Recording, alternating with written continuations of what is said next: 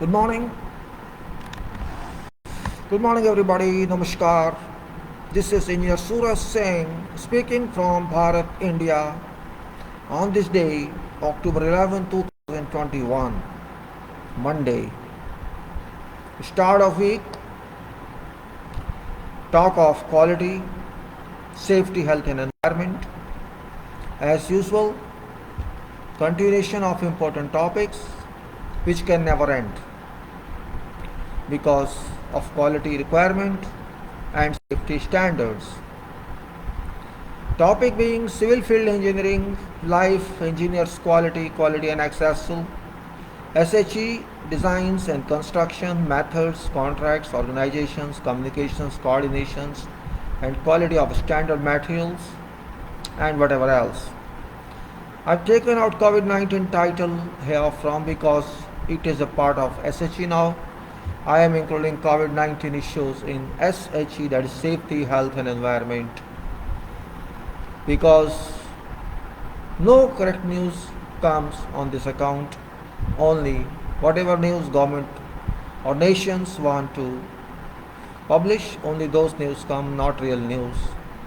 So I think it's better to take off this part of titles and include this in safety, health and environment, which I abbreviate SHE.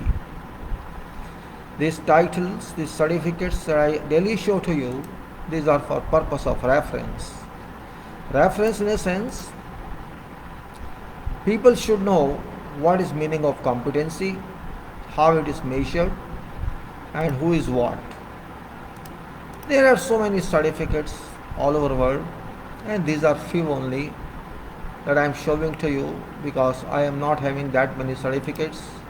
I am not having that much, only ordinary certificates I have, and which should be useful for people. But what is useful is this.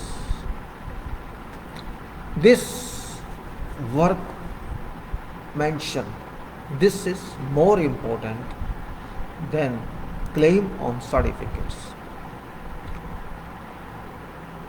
Quality, safety, health, environment, this is very important issue and we cannot go without it. We cannot do anything without it. No way. And generally, as usual, we call quality required everywhere and in every activity in life. And of course, in engineering, and life is engineering based nowadays. Without engineering, there can be no life. And it also means that engineering is super life, like medical is super life. Without medical support, we can't remain healthy, we can't be happy because health is not good. And like engineering, if engineering is absent, we cannot do any development, we cannot move forward.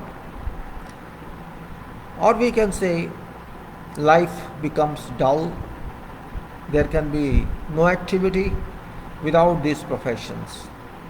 That is medical profession and engineering profession, which are super leaders around world. One can accept or one cannot accept, that is personal choice, but without these two, there can be nothing good at all. And therefore I say quality is very significant in our life, and if we understand that, it's okay, and if we don't understand, that is different. But we say if there is no quality and if there is no safety, whatever we do, it goes no use. It's of no use. Without safety involvement, health involvement, environment involvement, nothing can move. Current situation of COVID-19, which is almost now about 2 years, has clearly indicated that our life is based still what foundation is, we do not know. Health is still not clear. Attacks from above are so strong that we have not developed well to keep ourselves safe, and unexpected or unknown events can cause problems to each and every one. COVID-19, a part of safety health now, is very significant in this direction. Very significant. Every day you read news, you see, you can say newspapers, radios, and whatever you get information from whichever source, you will find that no confirmed news is reaching about COVID-19, and some try to say, oh, it has gone. That's what American top experts said. Don't think it has gone. Just now I read this news that it has not gone. You have to take care about every measures for protection from COVID-19. It may be vaccination, it may be wearing a mask, it may be whatever. Sometimes COVID appears down, sometimes up. The scale or this curve is not constant. Sometimes it goes on rising, sometimes it goes on falling, and it appears everywhere. This means there is no clear vision, there is no clear indication from COVID-19. What is its flow? We do not know. But our flow we know. So we have to only do one thing, we have to take precautionary measures, because vaccinations are also not performing to that level these were expected to. We have to take our care. I think that is what nature wants. You have to protect yourself from whatever disease reaches you, whatever disease impacts you. So that's what I think it is. You can take case of Australia, you can take case of England, you can take case of UK or USA, you can take case of Russia, you can take case of China, you can take case of India, Bharat. You know, our country is not giving any correct, any right, reliable news. Every day they are clipping down.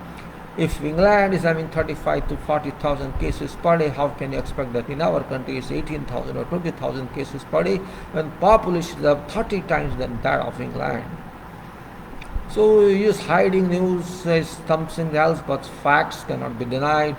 And facts are that only ways we have to take precautionary measures on ourselves. Otherwise, we cannot remain safe from this one, COVID-19, and because long COVID is also affecting people, though it's not very popular, it is in public. People don't know what's long COVID, but it is affecting. Long COVID, WHO has recognized it that yes, long COVID exists and there are symptoms of that, and you know those symptoms are same. You are very tired all time. Even after getting, you can so-called recovery from COVID-19, though it's not recovery, it is just isolation, coming out of your room, and this continues for many months. So you don't know that, you don't feel that. You are tired, you are stressed, you don't want to work, you are lazy, don't have that capacity which you had before. Likewise, there are so many leg pain, chest pain, this pain, that pain, very symptoms that which you never felt before you are infected by COVID-19. But now you feel, and for many months this go on, even after vaccination you feel that. This means that this is COVID-19. You may be vomiting, you may feel sick, you may feel tired, fatigue, you may feel whatever else. It's all symptoms of COVID-19, and only thing is you have to keep yourself fit. You have to do a good food, hard food. You have to keep a mask one. All the time you take precautionary measures. You have to drink water. You have all these. Whatever way you can increase your body potential, you should do this. And that's very important. By only this mass arguments, I don't know explain what about news about this and that, because news keep on coming and going. Every day I just browse on that and see news and share with you something specific is there. Now it is about engineering. Let's go to from health sector to engineering, because I talked a lot of COVID, and I think it may be very important for each and everybody of us who is involved to use these materials, products from which come from manufacturing, which come from industry, which come from construction. We use that material, which we have to take care of that. And that's very important point. We have to take care. And also we have to see one more important point about ergonomics that we call, like always, ergonomics, and that's a science that tells everyone how to use your energies. How to use energies to best possible use. Just don't your energy, don't spoil your energy, because energy is not free of cost. You eat food, you have good body, and then only you get conversion of your food and food calories to your energy that you use. And if you use that energy, means It's no use means you have to waste for some good work, for required work, and that energy is very important for not only one but for all, and for workers also very significant. For those who work in industry, work in construction, energy should be used properly. Otherwise, if you waste energy or you overstress yourself, this shall not help you, and that's what we call ergonomics. Pose you use when you sit in chair, when you walk, when you stand, when you work, when you lift heavy load, when you do whatever work you do, it should be done properly. And that is what science, that's what symptoms, that's what it tells you how to use your energy this way. And if you use other way means just like we say movements are there in structures, the bending movement, shear force, etc. We call them in structural engineering. Same way I am also a body, I am also a part, I am also a anatomy, I am also everything. My body has every function, and when I apply load through my body, it impacts my internal system. If I apply load, I lift some load, for example, this force from my hands or go to my body's anatomy, and it affects every part of body. And if my body affected least by that impact, that way I have to think, and that way is called like ergonomics based solution. We have to be very careful about this. Ergonomics is that science. So then you can say that without quality, it's also a talk of quality. When I say safety issue, every subject, every topic, every act in life has certain procedures, certain requirements, certain instructions, and certain way to do something, and that is called, you can say, quality inbuilt in that system. Quality for every system, just like we take food items, we take this is quality item, this is quality food, or this is bad food. We should not consume this, we should consume that. Same way, every work has some quality system, every act has a quality system, or you can say requirement according to defined procedures. One should learn that. I'm not saying you sit all time in books and learn. You can't learn from books. You can learn from experience. You can learn from what way you do it best. Just like, for example, you perform some exercises for your body building. You perform that exercise. If it doesn't give you any pain, you perform that exercise which gives you pleasure in performing exercise. When you walk also, you cannot walk unlimitedly. You walk with certain speed that pleases you, or that just releases your fats. And that's what you do for maybe 30 minutes, 15 minutes, 1 hour you walk. You cannot walk all day also. So that's what it is important from safety point of view. There's a quality system requirement, and you have to fulfill that. And that's very, very important point here for each and everybody. We should understand that. And it's very important we have to comply with safety requirements, and of course with quality requirements, which is very important part of life, very important part of profession, very important part of everyone. I have written some comments in Hindi also. You can see there's not a big problem. Everybody can read that if you know that, because it was for everybody. I cannot write in other languages, so I write only in Hindi. Some only points, not whole translation. That, for example, गुणवत्ता की आवश्यकता हर काम में, that say you can say quality is required in each and every activity in life. That's all important. Then you can say quality has to be complied with defined, specified, stated requirements within ambit of our designed valid specification. Quality ranges in elaboration. All these points were there, and we say it's required all time. And it's most important, engineers which are responsible for this, and they have to understand this point, that quality is very significant in life. If engineers cannot do it, nobody can else do it. Remember, engineer means quality production, engineer means quantity production, engineer means designer, engineer means construction activist, engineer means thinker, engineer means doer, engineer means you can say modifier, engineer is a change of rough, you can say from desert to city, you can say. It's a grain project in charge, it's the brown project in charge. Engineer means something different, something use of mind, absolute use of mind, detailed use of mind. That's what engineer is. It doesn't mean certificate only, just means performer, social changer, work changer, mind changer, renovator, researcher. Engineer means changer, means you have to think all the time how to do something better. We use natural products, we use them through modernized system, we use them through our mind, we use them through some useful system. Stones are converted to concrete, and concrete converted to buildings, and buildings converted to so many likewise, it goes on and on and on and on. Engineer means total thinking, It's not only thinking, total thinking. Just like you say, total quality management says so total thinking process is property of an engineer, character of an engineer, indicator of an engineer. If you're the best engineer you are, you have to think, and before thinking, you have to have vision. Thinking plus thinking, and that thinking is inframed. That thinking is converted to a frame that's called contemplation, and then templation, and then templation is for further improvement. And you can say that becomes like a formula, that becomes like an application. So that's what engineer is. Every engineer has to understand it's not just you have qualified some degree and you have got some experience, so I am expert on this. You expert only when you understand that thoroughly. You understand its each ins and outs. That is what engineer is. Engineer is not just because I'm on project, I have to follow. You follow everything outside, you follow something that is proven. If it isn't proven, you have to follow it. If it's not proven, how can you follow it? Or you have to establish some standards, you have to use them, you have to review them, you have to conduct them. If result says, yes, I am quality system, I am quality based, it's okay, fine. Ultimately, what's destination? If you are in design, so you have to produce design. It should be quality design. It should be construction-able design. It should be build-able design. It should be easy one. It should convince everybody. It should not be very complicated. It should be easy one. It should be convenient one. It should be better in a way that speed goes on and on very fast on site when it works for manufacturing process is well defined and understood. We have to really get all this. It's not easy, it's not very difficult also, both way you can say. Nothing is difficult, nothing is easy if you understand well. And what else is that civil engineers I am referring to particularly because it is civil engineer, in fact, when I say civil engineer is a starter. Civil engineer is a starter of development. It may be surveying civil engineer or whoever, a starter of development. Without civil engineer, nothing can move. That is a fact. Services would come in, all other disciplines would come in, but basic disciplines, three, that is very important in engineering and development, even if others are not available. Civil engineering, electrical engineering, and mechanical engineering.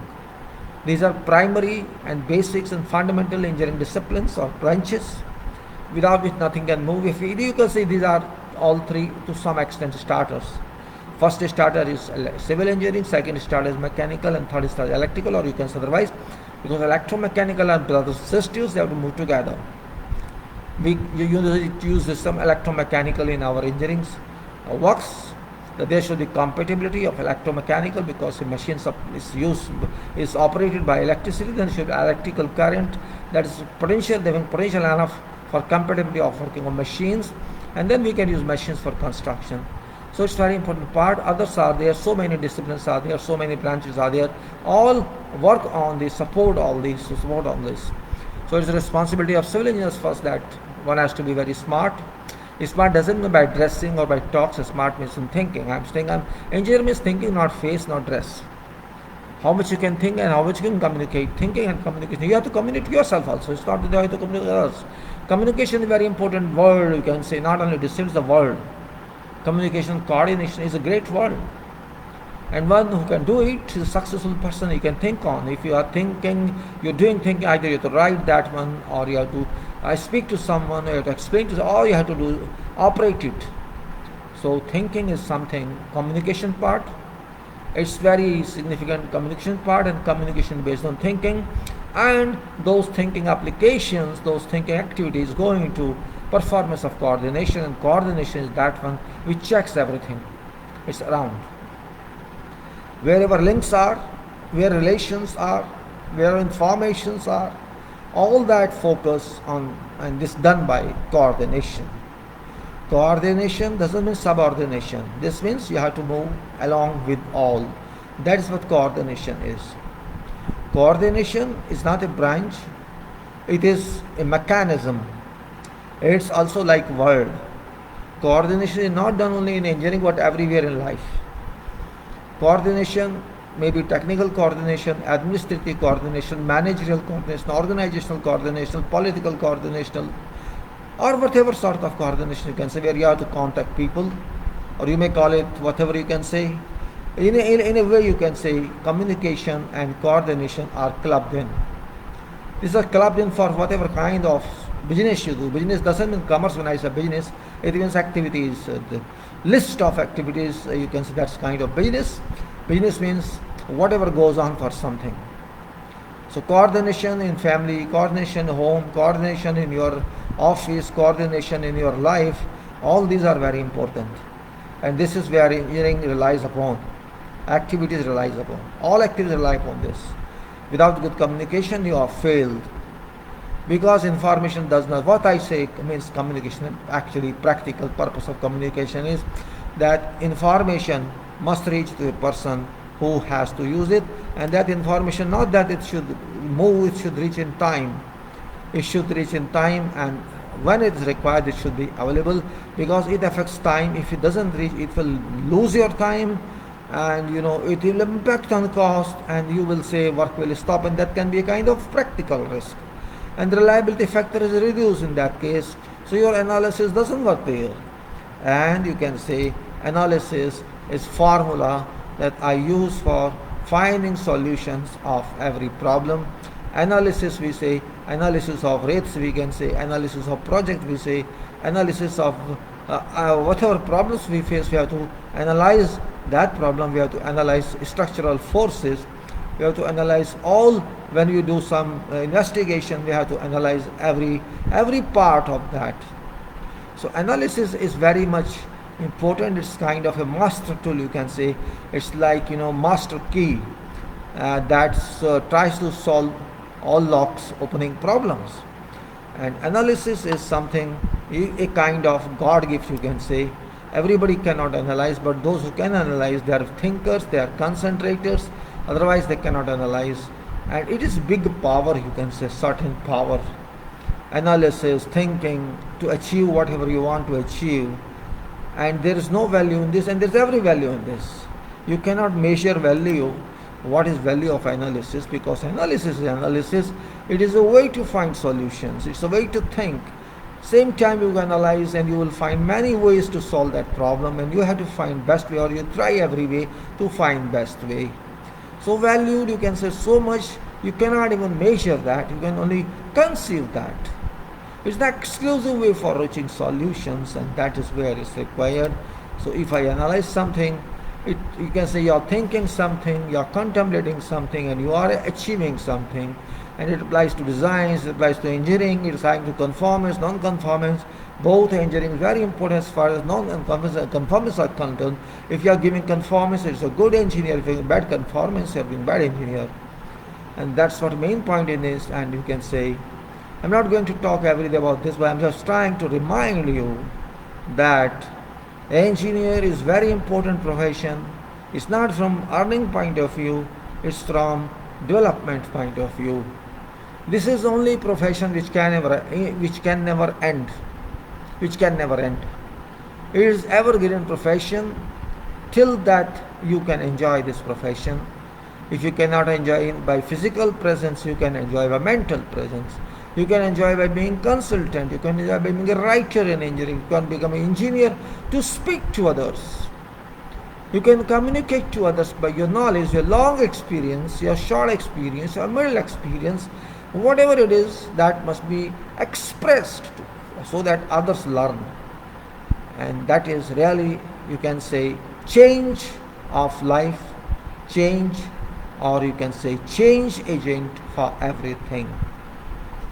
My talk is not to means just explain every day, but sometimes explanation is important.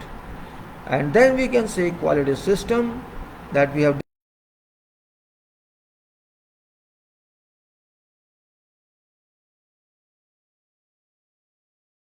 We can say it is planning, and we talked a lot about planning. Then we had to talk about support.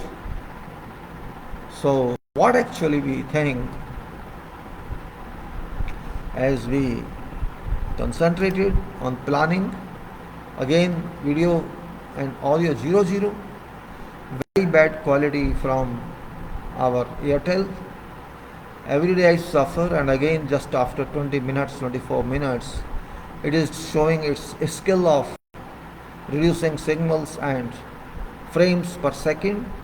Video is now it's come up well, is not reliable, I can say, but I have no alternative, because they think, I think video is a problem always, live video, because otherwise when you post something on Facebook etc. or LinkedIn etc., it works, but now it's only 7 fps, sometimes with 1 fps, now it's 14 fps. Minimum requirement should be 15 to 20, but it's even giving now 4 fps. Just for information I'm telling you. Maybe you are also using this, sometimes you use for live videos or some other, or if you don't use and you will find this problem. Now video and audio are sometimes it 1 MB, sometimes 2 MB, sometimes 0, and that's where I say there's no control, and that's what I'm saying. Control is very important, and engineers are also there. It's not possible there is no engineer. Airtel like company, they are having a group of engineers along, maybe thousands, they have over hundreds, but I think they don't concentrate. The problem is that our problem is lack of concentration, which we have to take care of. That's the main point. So in planning, I was talking about planning, and planning is what, and planning is this. You see, planning means, here we are talking of executive planning. Executive planning it is, it's not policy planning, it is not, you can say, something imaginary. It is something, if you plan, we have to do it. We call it scheduling, schedule or schedule, we call in our language, our pronunciation. When we say, we call it bar chart sometimes. We can call it critical path method. We can also call it PERT, program evaluation review technique. It's up to everyone. Bar chart, which you call NAT chart, is also very common to everyone. Bar chart is a kind of created document, or a kind of created straight line graph, where you can list out your mind what it says. You can use reference to drawings, you can use reference to your analysis of project, what you have done, or you can use bill of quantities, which you rely upon. What I mean to say is, your bar chart or your program or scheme, whatever you call it, if you do bar chart, I think this is easiest one for purpose that everybody can understand it. Though I don't trust on bar charts or any charts, yet trust or mistrust doesn't help. It is a requirement. It can be critical path method also. It can be PERT as well. But usually I have seen on small projects or medium projects or major projects or mega projects, people use Primavera or MS Project, and they use bar charts. Though CPM can also be produced, PERT can also be produced, but problem with PERT and CPM remains that everybody cannot understand it. So everybody must understand this. This is also a requirement. When I was in Libya in 1984-83, I had to plan some balance of construction of some building or some other project also, which are green one, and I produced CPM for that critical path method at that time. I studied in construction how it is done, and I did that. It reached to all those responsible people, and they required, frankly, one said to me, see, we cannot understand your CPM, but we know you know it. You know all this, so better you convert it to bar chart so that everybody can understand it. And they were not illiterate, they were all engineers, high profile engineers. So I thought that yes, maybe this guy is right, because maybe I understand what I have put on this, but it's not being communicated successfully. So there was a problem of communication, because if my mind is put on paper, is reflected on paper, and it is not understood by other party or that person who receives it, in that case there is no meaning of communication. Just like we read newspaper of English, and it has been very difficult English, and I cannot understand many meaning, let us say, and I have to open dictionary for that. In that case, I am not doing good service as editor or reporter for public, because public cannot understand that. The purpose of communication is message should be transmitted successfully. Whatever is intention behind that, people should know. and that is what is required. But it doesn't happen, so communication failure, you can say it is. If my communication doesn't work, this means I did not work, or I worked for myself only, or for that purpose that yes, I have, see my English, standard of English or standard of whatever language it is. I am not here to show my standard. I am here to communicate it. That is important point. Yes, if I have to write very good language, very strong language, that is literally, that's different. That is focused to few people or to students of that subject. They have to study that under force because they have to pass examination like professors, right? Other type of students who are of that field, they can understand very well. But when it is for people, it's for general requirement, our communication should be very, very clear. I'm trying to stress on this because communication is very important. If it's successful, your job is successful. Your message reach those who need, who require it. It is up to them whether to apply that content of communication or not to apply. That is another viewpoint. But my purpose to them is link is over. This track is available. This track was created and my information moved on that track, and that track reached it to other one. Otherwise, there is no meaning of that track, or you can say that link or hierarchy, or you can say organization chart. So my communication is very important. And because in industrial work or in construction work, communication means everything. When I produce a drawing, it's a communication. It has to go to someone. It's self-declaration on it. What drawing says, drawing speaks, it's a language. It's not a language of a script, but it's a language of graphics. Lines, curves, points, angles, isometric, elevations, plans, sections, details, specifications. All become a system, a kind of system, subsystem, you can say. We have so many drawings everywhere. Every project has not one, not two, but many drawings, hundreds of drawings, thousands of drawings.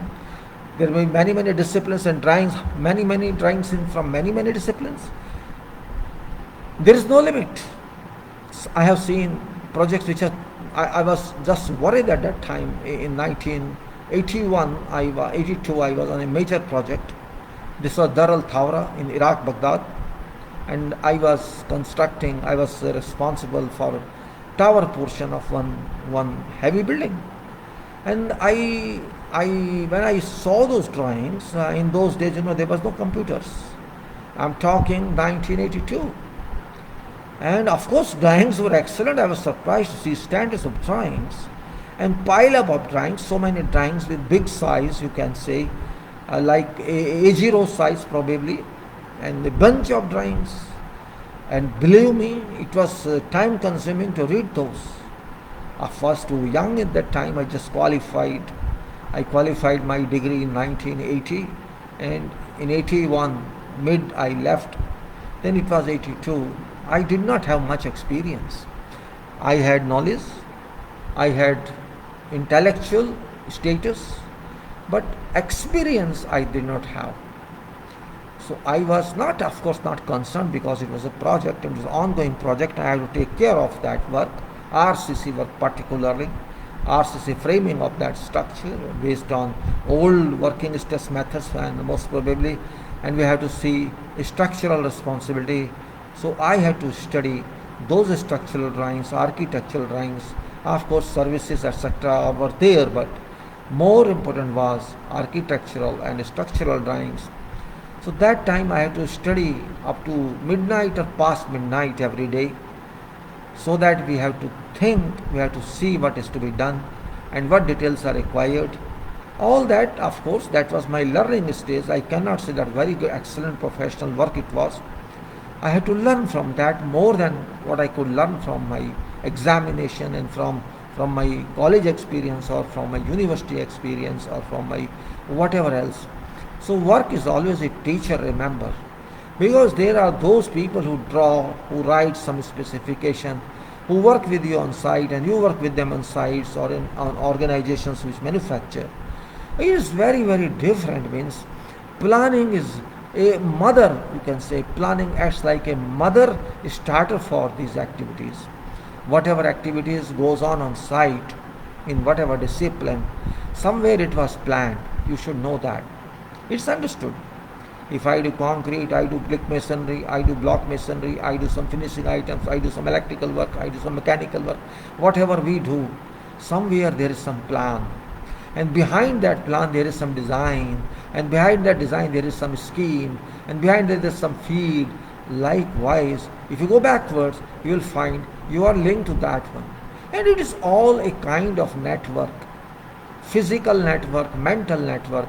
Somebody worked maybe in those days 2 years back, 1 year back. Now it's not that situation.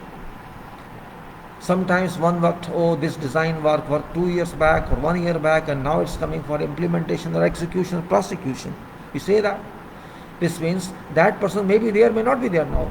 But that person put a communication. That's why issued communication, which works still. Of course, maybe with some modifications. So that's the power of communication we have to realize.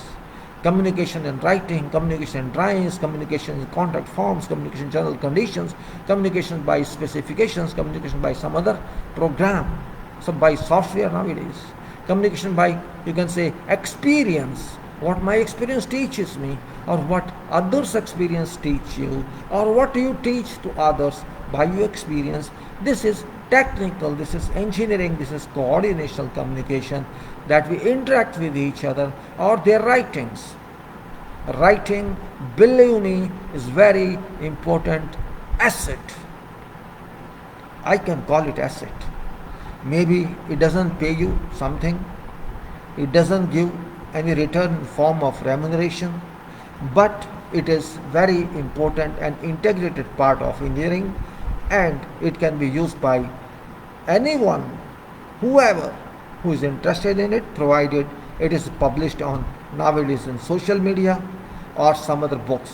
Well, I think books may not be that successful these days because it is costly. First of all, it takes time for publication, and its publicity costs a lot. Now, medium itself is a dynamic book world. Social media, we say. Everyone directly or indirectly uses it for purpose of communication, and for them interaction with people, with their chats, we call it chatting. That is more important. Now people, I have seen some people are very active on Facebook, on LinkedIn for engineering communication. There are many people active on SAFE also for design communication and engineering communication. Likewise, there are many ways people can communicate, but I think still it is to be given quality. Quality is still absent. Everybody cannot be good engineer, and not everybody cannot be good communicator. Just giving something for sake of giving is also not good until you are clear with that, because it can lead to some problem for some new person who doesn't understand that and applies that. It happens. I have seen some designs, some executed work which have no meaning. They show C means what is status of engineering, so it gives a bad name also. What I mean to say, communication is very smart tool. Like analysis, it is as analysis, which is a personal based communication. You have to think and then talk to yourself. Talking to yourself is best communication, because you are another person in yourself. When you talk to yourself, there's another person inside you to whom you talk and to whom you raise questions, and you to ask him yes or no. That is internal part of communication, or internal communication, you say. But when this is finalized, I say, no, I have to raise the questions myself. I have asked myself what is right or what's not right, and it's okay, fine, it is reliable or not reliable. That is very important part. So communication is very important. That I'm trying to pull my talks on communication because it's very important. And that's what planning is. Planning is to talk to yourself first. You have to talk to yourself what you are going to do. What is your project? What is your scope of work? What time it's allowed? What is contract statement? What's the contract data states? All these points we have to consider. And if we fail to consider all these points, we can never chart out that program. Okay, we chart out first, then we edit it, chart out second time, third time. And you can see again and again, you can say refer to drawings, refer to all this requirement information, contract documents, and then your experience. Everybody cannot be experienced, that's also true. When somebody says, I am a planning engineer, and he thinks that is a planning engineer's job is planning, and if he thinks that way, that person can never succeed. Yes, you may be a planning engineer, But you have to plan according to what? You don't have experience. You say, no, I know planning. You actually don't know planning. You know only bar chart, or you know only that program, that software which is used for planning. But that is end product. That is end activity. That is not total activity. Do you know first activity of planning? Do you know second activity of planning? Do you know third step? Oh, you can say first step, second step, third step likewise. How many steps you can create, it's up to you. It's not, there is no formula as such. There can be a small plan, there is a big plan, both plans are there. If there is a major project, then you cannot even say how many steps are there. Maybe there are 10 buildings, there are, you can say, 20, 30, 40, 50, 60, 100 machines. There's a lot of infrastructure, there's a lot of internal roadwork. For that, planning is different. A small building is there, planning is simple, may not be simple. There's a group of buildings, there are high-rise building, or there is a small toilet. So planning applies everywhere. Now it's up to experience of that planner, what does that think of. Because thinking is also planning. You have to think, when you're thinking and solve every problem. You have to have comprehension of that project. You have to know what are documents. Even a design planning is the standard one. Every designer knows it, and mostly they don't plan. They just say, okay, within this time we'll give you this much. But construction is very important. It relates to time, it relates to quantity, it relates to quality as well, and it relates to safety, it relates to cost, it relates to, you can say, constraints, it relates to procurement, it relates to interaction, it relates to availability, it relates to everything that you cannot or you can think. So planning is very significant part of engineering, and particularly in engineering that is on site, that is done in manufacturing, is very significant. You have to keep eyes, you have to keep mind on every activity. Just, it's not physical work. Planning is not manual or physical work. It is thought. It is a school of thought. It's university of thought. It is contemporary world. It's a world where you imagine this work shall be done this way. And you must know how much time it takes. And of course, you have to discuss with those who are going to be responsible for project construction. And if you cannot talk to them, maybe at that time they are not available, then somebody would be available. Or you have to then understand project yourself. Maybe people can't advise you, maybe they do not know you, to whom you contact. Then you should know yourself how much time it can take. I still remember one case. There was a young planning engineer, you can say, budding one, and he thought, I am complete planning engineer. It was a project, it was a backfilling item, you can say, very small project, not big one. It was backfilling item, and he just took in that, I think 3 or 4 days for backfilling purpose. After he finalized that schedule, this schedule came to me. I just was going in first chapter of that, or first part of that one bar chart, included foundations itself, and I was surprised to see that he took only 3 or 4 days for backfill. I asked him, what is this? He said 3 or 4 days are enough. But did you think what I am going to do? He asked me, what do you mean? He said 3 or 4 days, very, enough period. But can you do it? Do you know what shall be done on site? But he did not know what shall we do, what were our method of doing that. Actually, that engineer did not know excavation method. That was surprising. He took it idealistic, as we take in drawings. When we do estimation, we take on drawings, okay, this is size of foundation, we take some working area around and find length and breadth and height, and this is this excavation. Or we don't even take working areas also. We just take, okay, this is length, breadth, height, working area is included in this item. Well, it depends upon how we calculate that, it doesn't matter. But question is it necessary we do that way? Sometimes situation of a foundation is that there are many footings on a small area. A plot is not very big. Foundations are not located distant. And if we excavate each foundation, it becomes a very difficult job, and you cannot even reach machine there. If, for example, your excavator cannot reach there successfully, your shovel cannot reach there successfully, your truck cannot reach there successfully, so it takes a lot of time and it's not convenient because you have to construct beams also around. What we do in that case, if you think there's inconvenience, the better is we do mass excavation of whole area, which is covered, which foundations cover all that area along with some working area and some, you can say, survey tags or grid lines, coverage on timber around, timber framing around or timber railing around.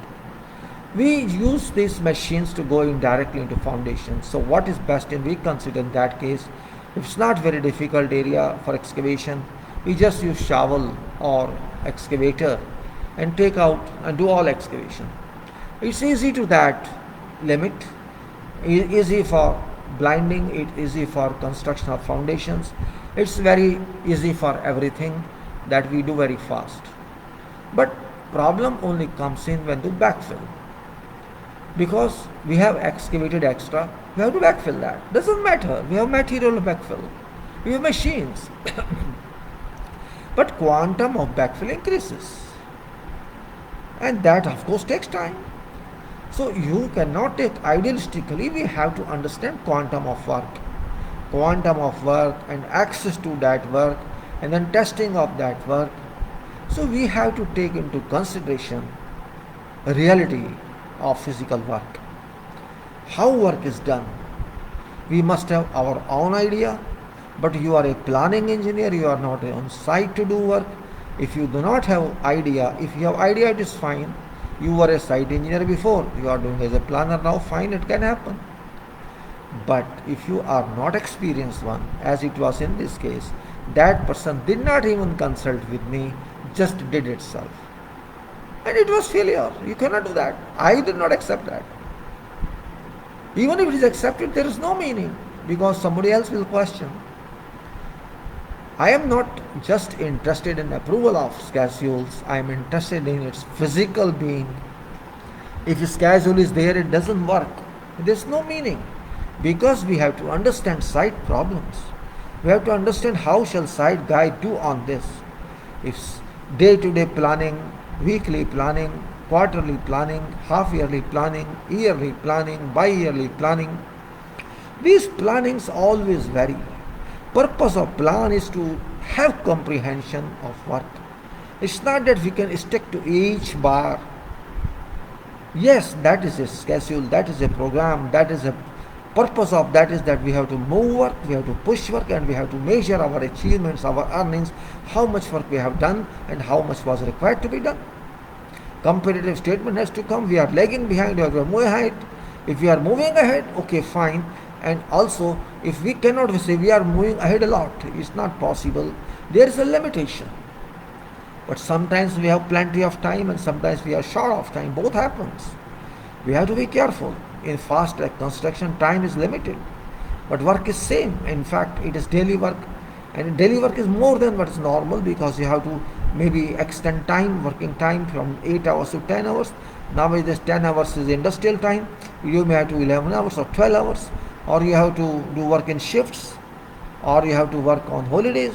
There are so many ways that we can push progress, and that's not very big deal.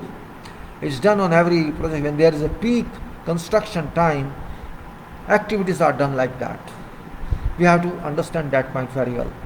So why I am explaining all this on planning is because planning is something, a specialized job, and it depends on person, what one person thinks. Therefore, you cannot plan for something which you are not doing or which you are not responsible for. Just like we write method statements, we have to consult construction people. Just like you are doing a project planning which has been awarded, you have to talk to that project leader or that site person who is going to do that. And if you don't consult with that, you shall not be able to do that. You may also have to talk to consultants or to engineer while in meeting attending with that project leader. You shall be part of that presence. It's important.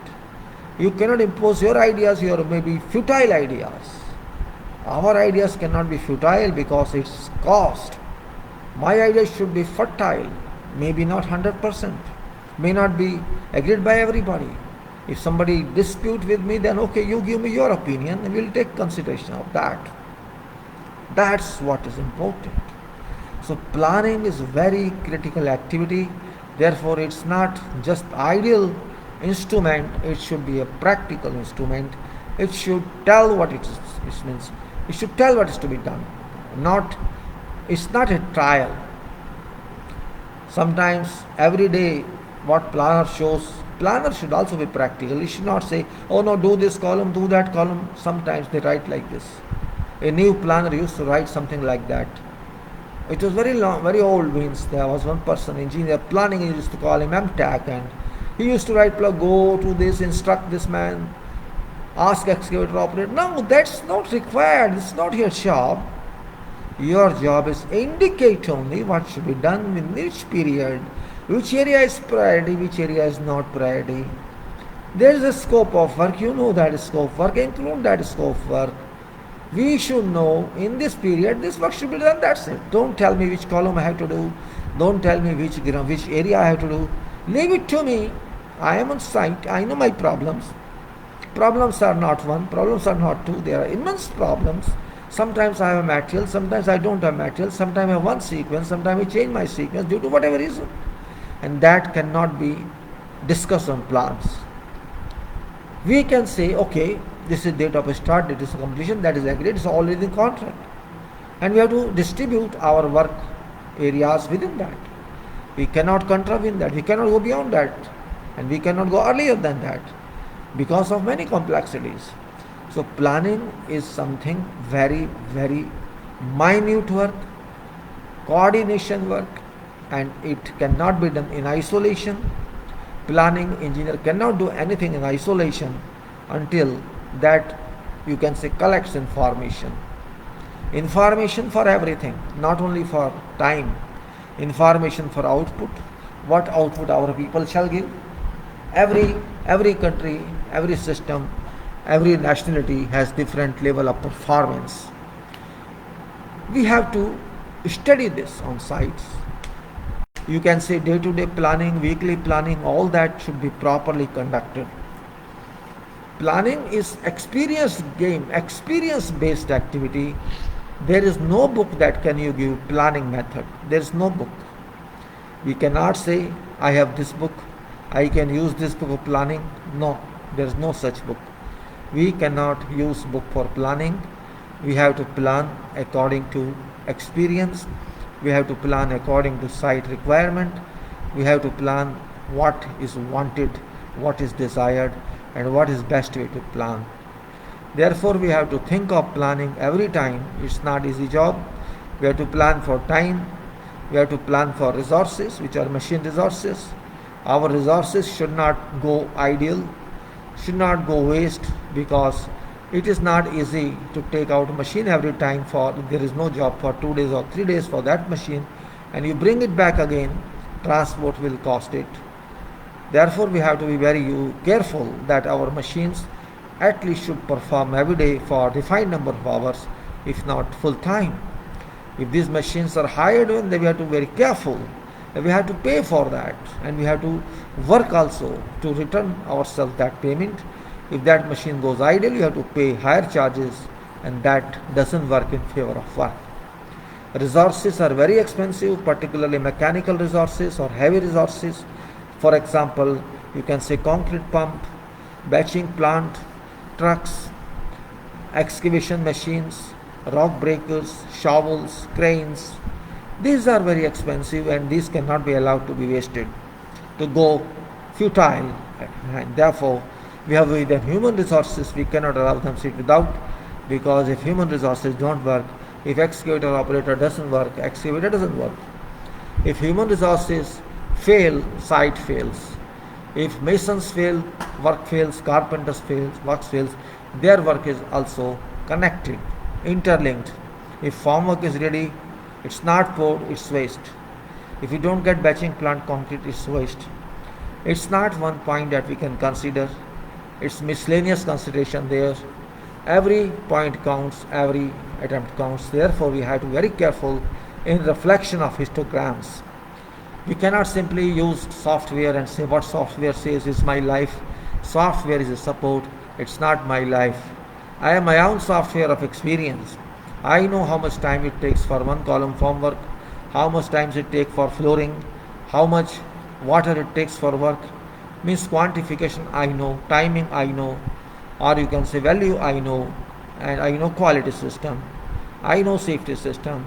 All this come, you can say, into a kind of collaboration, into a kind of convergence on that plan. So that is a professional plan. It's not your desire or my desire. So we have to consider all these issues, as I said.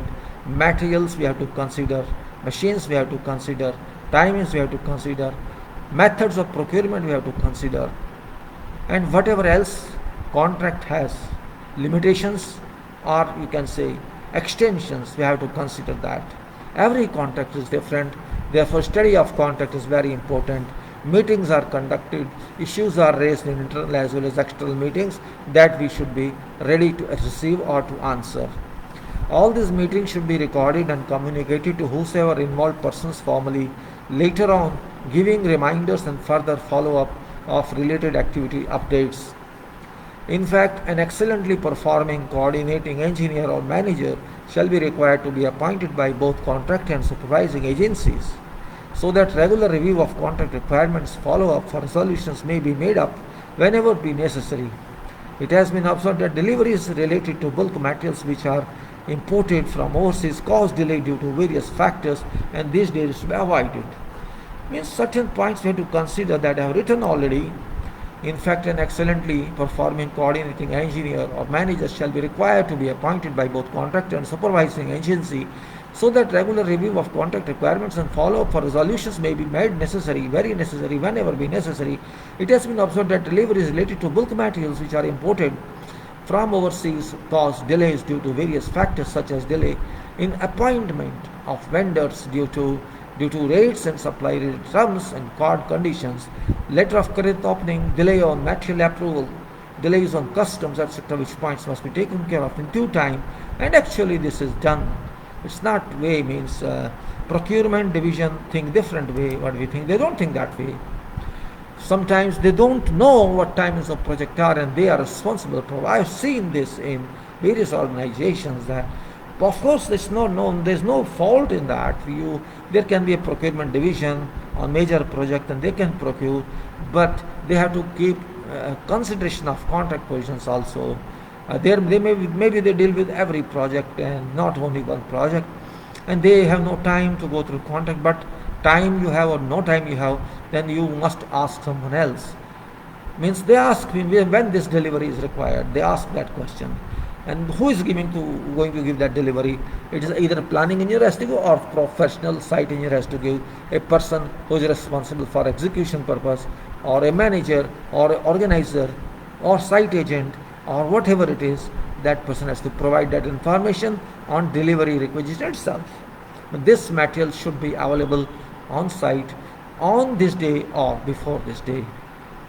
And that point is very, very, you can say, important, significant, and that person who is involved in procurement must keep that in mind. Should not take it lightly, because even one material is delayed, it impacts on site. Maybe it impacts on other activities. It impacts on following activities. So that can put project to delay, and delay is very expensive. We have to keep in mind. Procurement is very complicated exercise. Of course, I agree, amount or price is very important, but it's not important more than contract, our delivery, because that is this is a commitment. Okay, you can go for alternative vendors. There is no harm in that, but time factor should be covered. And if you delay that, then you are mistaken. Not site guy. Site guy has given a date. It was your responsibility to avail that item, to procure that item and reach it to site within that period, so that inspection is, examination of that product is done, its testing is done before day of its inclusion onto project. And that is generally delayed, which is not acceptable. Procurement is very live activity. Procurement section cannot sleep. Sleep means cannot be careless. And when they have to do procurement centralized system, it is for all projects. It is very important that they should keep an eye on everything. And of course, site person, site manager has to push them all time when this material is coming, what is the status. Means everybody should have open mind, open eyes, and no sleeping attitude with work. Because if you sleep, means project shall sleep. And there should be reason behind every delay. If delay is due to client or due to some other reason which is not responsibility of contractor, then you can claim extension of time on that. But it's because of delay on procurement or delay on approvals, it's not engineer's responsibility, it's not employer's responsibility, it is your responsibility. And you shall not be given any concession on extension of time. Time shall be time, then you have to suffer from that loss of damages and loss of reputation, because damages is not alone a loss, it is your reputation that you are unable to deliver that project in time. I explained this brief because it is required. Generally in civil projects this happens. Civil, I mean, it is not civil alone, we call it civil, but it is engineering project because it includes all inputs from other engineering branches. Nowadays nothing is independent, but still we call development projects because it is for public, it's for nation, it's for world. And these are related to civil standards, means public standards, public community, public goes to use them. You construct building, you construct dam, you construct road, you construct railway, you construct whatever you do, it is for people, it's not for individual housing. It's not for one person of, go and say, palace of a king, public cannot is there. It's not that. It's for people of every country that we are involved in development. So especially that's when I say civil field engineering, don't confine to civil engineering, because it is field engineering and civil means people, means it's a kind of meaning of nation. Civilians we call it. So it is civilians, you can say, civilians engineering. And that relates to life, because life gets benefit of engineering, life uses products of engineering. All these are products in which building you are living. It may be rented or your own, but it's a product. You are in hospital, it's a product. You are in a school, it's a product of engineering. You are in rail or train, it's an engineering product. You are in flight, it's an engineering product. You are using toilet, it's an engineering product. Likewise, every product is delivered by engineering, and this point cannot be taken for granted. This point must be respected. And when I talk of engineering, I talk of designs. I talk before designs feed, means principles of design, what should be. Then I designs for, I think for total work on bidding, and also then construction, and then various methods in construction, what are contracts and this organization. So every point comes into play. And you can say invisible system that work on these activities that I just listed. This is a club of communication and coordination which works everywhere.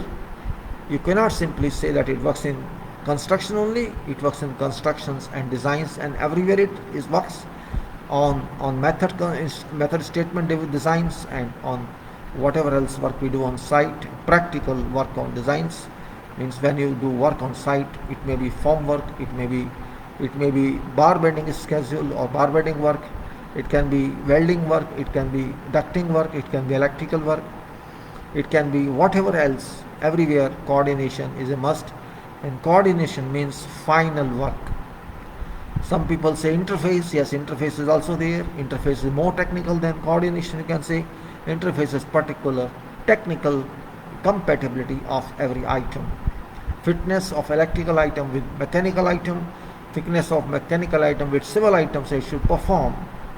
What weight of item is, what weight of machine is, everything we have to consider and create foundations, and that foundation should be safe for that machine if it's vibratory particularly. So we have to take into consideration machine foundations, building foundations, or whatever foundation is there. Here we have to consider totality of sewerage manholes, sewerage lines, or duct banks, whatever is a part of contract. Everywhere we can say something happens. And what is done on based on supports. What is clause 7 is support. Clause 6 is not finished yet, but I am trying to overlap this because support is also very important on coordination, on planning. If you don't know what support is there, you cannot plan. Support means what? What support? We can say resources is support, competence is support, awareness is support, communication is support, and you can say documentation or documented information. These are very prime, but there can be more on that. Let's have a look on this first. What is resource? Then we have to see what does competency mean here, and who should be aware for what, and how, what is the world of communication that we have to accept, we have to adopt, and of course documented information, what we should do. There have been many changes. Previously something was in fact fundamental, now that may not be fundamental, that may be supportive, but it doesn't matter for a person because all these are required on sites, on works, on projects, particularly in field of construction. A lot of work is done on site. In fact, I call site as a manufacturing unit. I call manufacturing unit only delivers products that are transported to clients, but when we say construction, when you say construction site, it's a factory there itself, it's industry there itself, and it is used itself there. It doesn't move from here to somewhere else until it's a prefabricated plant where you fabricate something and transport, and then that material also comes to site for permanent inclusion and stay there. So construction projects are permanent. First of all, you think in mind. Permanent in the sense that this cannot be removed from there. These would stay there. It may be industrial project, it may be, you can say, some other project, community project, residential project, institutional project. Whatever is there, even if plant is there, facility is there, it is there. It shall remain there for a couple of decades. Maybe 30 years, 40 years, 50 years, nobody knows how shall this work for so much time. But these have to work. So these are not products, in fact, transmittable products you can transmit somewhere else. These are life, you can say life-oriented products. These are permanent inclusions, stay there itself, and we get benefit of that. If a plant processes and delivers some material, we use that material in our life. If building is there, we use that building for whatever purpose. It is the industry also building, factories also building, and our quarters, our residents, our dwelling units are buildings, offices are buildings, everything is building. And then we can say important buildings are hospitals, like schools, or like whatever. All these are very important supports for society, you can say. It's a kind of infrastructural support. Now we are talking of site, and site means we have to use resources for whatever work we do.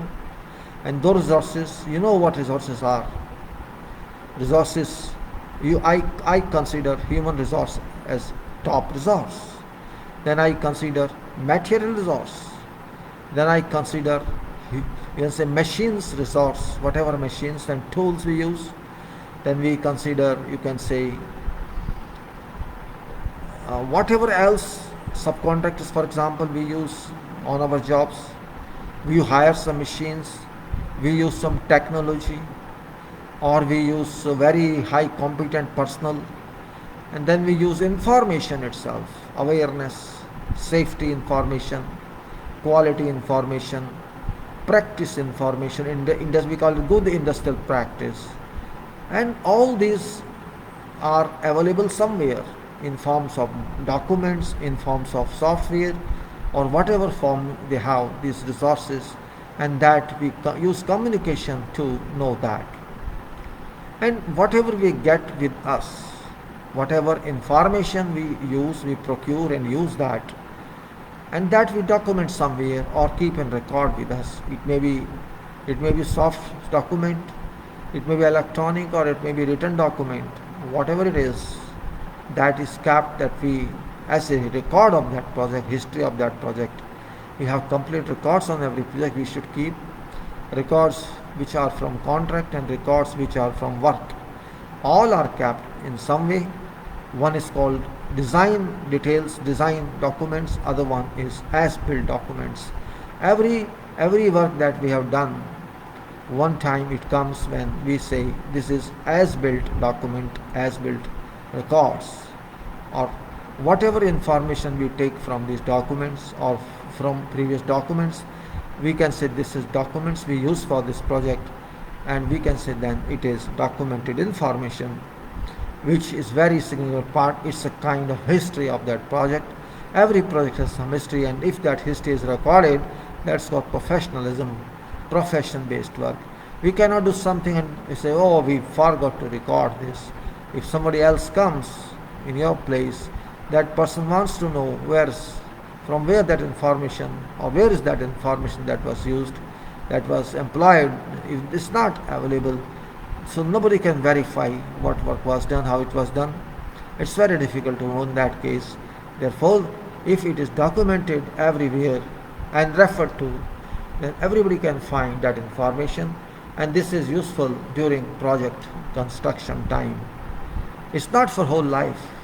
Same document which are recorded, which are clubbed in, which are issued as dossiers for that project while submitting your application for completion, those dossiers are very important part for future maintenance of that project, because those dossiers shall not be thrown away, but after having approval, or you can say consent, that we got this as according to the requirement of contract, these would go for purpose of those, and this will be used by those people who shall maintain that work or operate that work.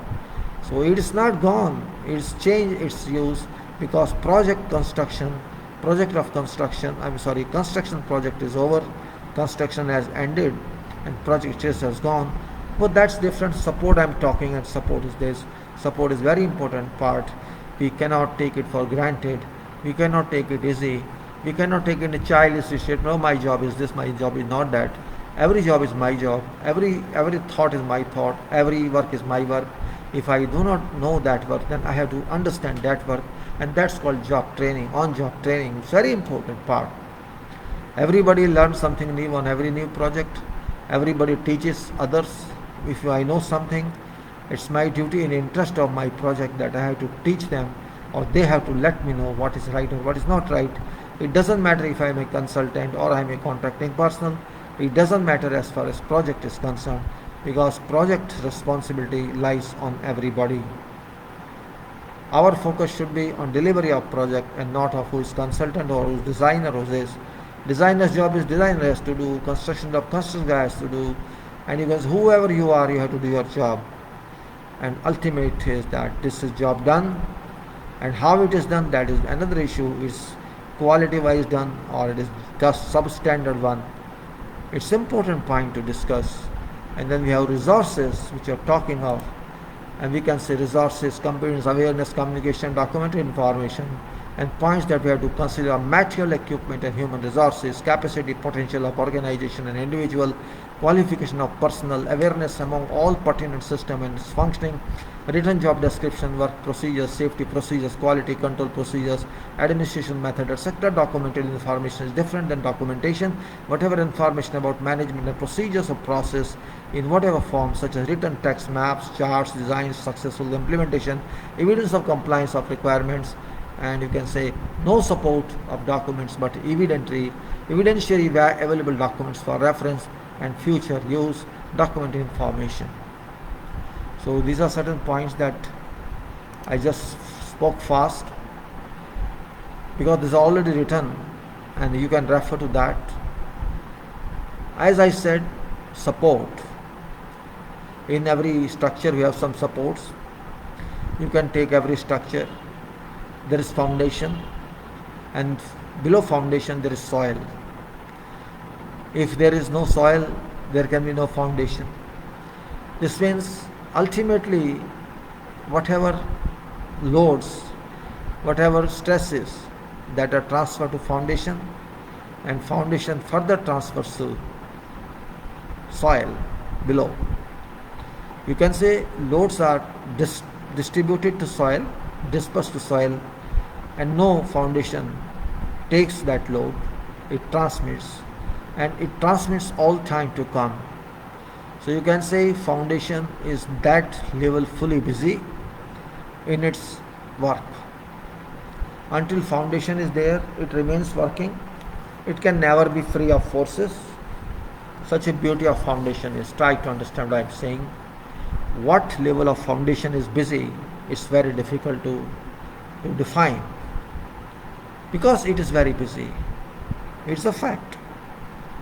There is no single moment, single second that foundation can relax. Means we never think this way, right? We have to think way our body works. We breathe all time. I think our respiratory system is most busy. Just like we used to call in SARS, COVID-19, and that's our respiratory system. Name came from the corona. So just like our breathing system is busy all time, just like our soul is busy all time, we cannot give any rest to that. And even if we are very sick, we are in ICU, we cannot breathe, then system is operated by some equipment, ventilator. So if my breathing stops, can I live? Same way, if foundation stops functioning, shall that building or structure work? Let us think that way. So most important is foundation as a part of production or construction, and more important than that is natural soil that exists there. Foundation we are constructing using natural materials, but that soil is already there. We cannot do anything on that, except if it is required we can just improve it, that's it. But even after improvement is done, it remains there. So you can say that part of structure is very important, and in fact that is a support, permanent support. We rarely consider that, but that is must one. It is based on human support. It based on every support. We produce foundation, and foundation stays on that soil strata forever. It is forever. So that is what support? That is permanent support. We have to understand that point. Then we have to understand foundation itself, because foundation is a design element. It's element to receive all forces from above, and its job is to accept those forces. Means it has to be strong enough to accept all those forces successfully and transmit them to soil below. What do you mean by that? Foundation is a system, we know. It is a system. It's a system based on designs. It's a system based on theory of structure, and it has been very difficult to work out design. Then it's further difficult to produce it qualitatively and quantitatively and in time. So you can say, if you take example of this, a consideration like this, you can take columns, you can take grade beam, you can take grade slab, you can take all. Everywhere something is input. You can say you cannot separate them in design words. You can do designs for every element, but after construction is over, all this used, all these, you can say, works which you have produced physically or mechanically, these are all integrated one. We call framing, three-dimensional framing, you can say. 3 dimension in all, you can say, in isopatric form. All this anatomy of building or structure of building, we can say, this is a structure of building or structure of structure works as one unit, and this one unit is based on so much mechanism of engineering, theory and designs, and of course construction. What do you call it? So what we have to understand that way? It is integrity of structure, it is uniformity of structure, it's homogeneity of structure. Every point counts in, and that's why structure can work successfully. Otherwise it cannot work successfully. It can work for intended period and even more than that if it is well built in. So what we say, support for an organization means many types of project activities conducted by both from its corporate or head office as well as site office. Now, what is organization? Here you may say, organization where personnel are involved or our company is involved. How do you organize? You can say so organization chart. That's true. That is your organization. But what is done on site itself is an organization. As I just gave example of this frame, that was our organization. But this is natural, you can say, our structural built organization. How is that structure performing? How does it perform? It's an organization of transfer of forces through from slabs to beams, and from beams to columns, and from columns to further down, and to foundations, and from foundations to soil. There is a hierarchical work done organization, and it is permanent organization. You cannot change it. Even if you intend to change, you can't change it, because it speaks a lot, it talks a lot, it works a lot, it never stops. Even if there is no activity on that, then even then there is no activity of it, its applications or live loads, then it is a known activity, a self-weight, self-load. So it never stops. What does it tell? It tells that work is work. Full time, 24/7, I have to work. Yes, you have to. So do we learn something from that? We have to learn something. It's our own creation, our own work, but it's telling something. So you take rest, I am not taking any rest. It says that. You are taking rest, you take always rest, you are tired, but I am, talk to me, I am not able to take any rest. Oh, I am not able to breathe. Why structure should not breathe? Why structure should not be relieved? Do we think of that? After all, it is materials. Oh, this is material, no problem. You are also material, right? You are material for someone. You are material for nature, because nature uses you. Some client uses you. So we have to think in both ways. We say, as I said, from site office and also from its other infrastructural facilities, such as its maintenance yard, which be a centralized location to serve all buildings and other form. What I mean to say is input to project. When we consider project, we consider construction. It is based on resources, and those resources should reach time when demanded or when planned for. Material procurement, there are materials which are routinely procured to sites for routine activities. This point of communication, this point of support, this point of planning, all these are actually same points. Purpose is to explain to people. Material resource is equally important as residual, or you can say key planner, or you can say key personnel, or you can say human resources, staffing levels, staff, leaders and their workers. If material is important, these resources are also important equally, or maybe more. Same way, other machines are important. As I said again and again, organization of personnel and organization of all these requirements, all these resources. Maybe we don't take it in that spirit. We think human resource, material is a resource, so it's a support. Machine is a resource, so it's a support. Communication is a resource, so it's a support. Your working style is a resource, so it's a support. Your mind is a resource, so it's a support. It's not one sentence. As I said, support for an organization means many types of project activities conducted from both from corporate office and from head office, as well as from site office, and also from its other infrastructural facilities such as its maintenance, and which can be centralized location to serve all buildings. That is only statement. But every long explanation cannot be given for every statement. It is an understanding. It's the experience-based understanding. This is not uniform statement. This is not applicable everywhere, but this is principle statement that you have to organize.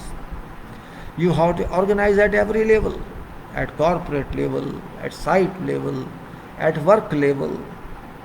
And that organization means all resources. It's not only our key personal. Key personal above is lock. And lock is site. And what is inside? Inside mechanism. It's very, very important to interpret your way, not to interpret what books say always, because books are incomplete as far as work is concerned. Books are written by work experienced people. It's not that, book tells you what is right, what's wrong. We have to use our mind, because mind means engineering.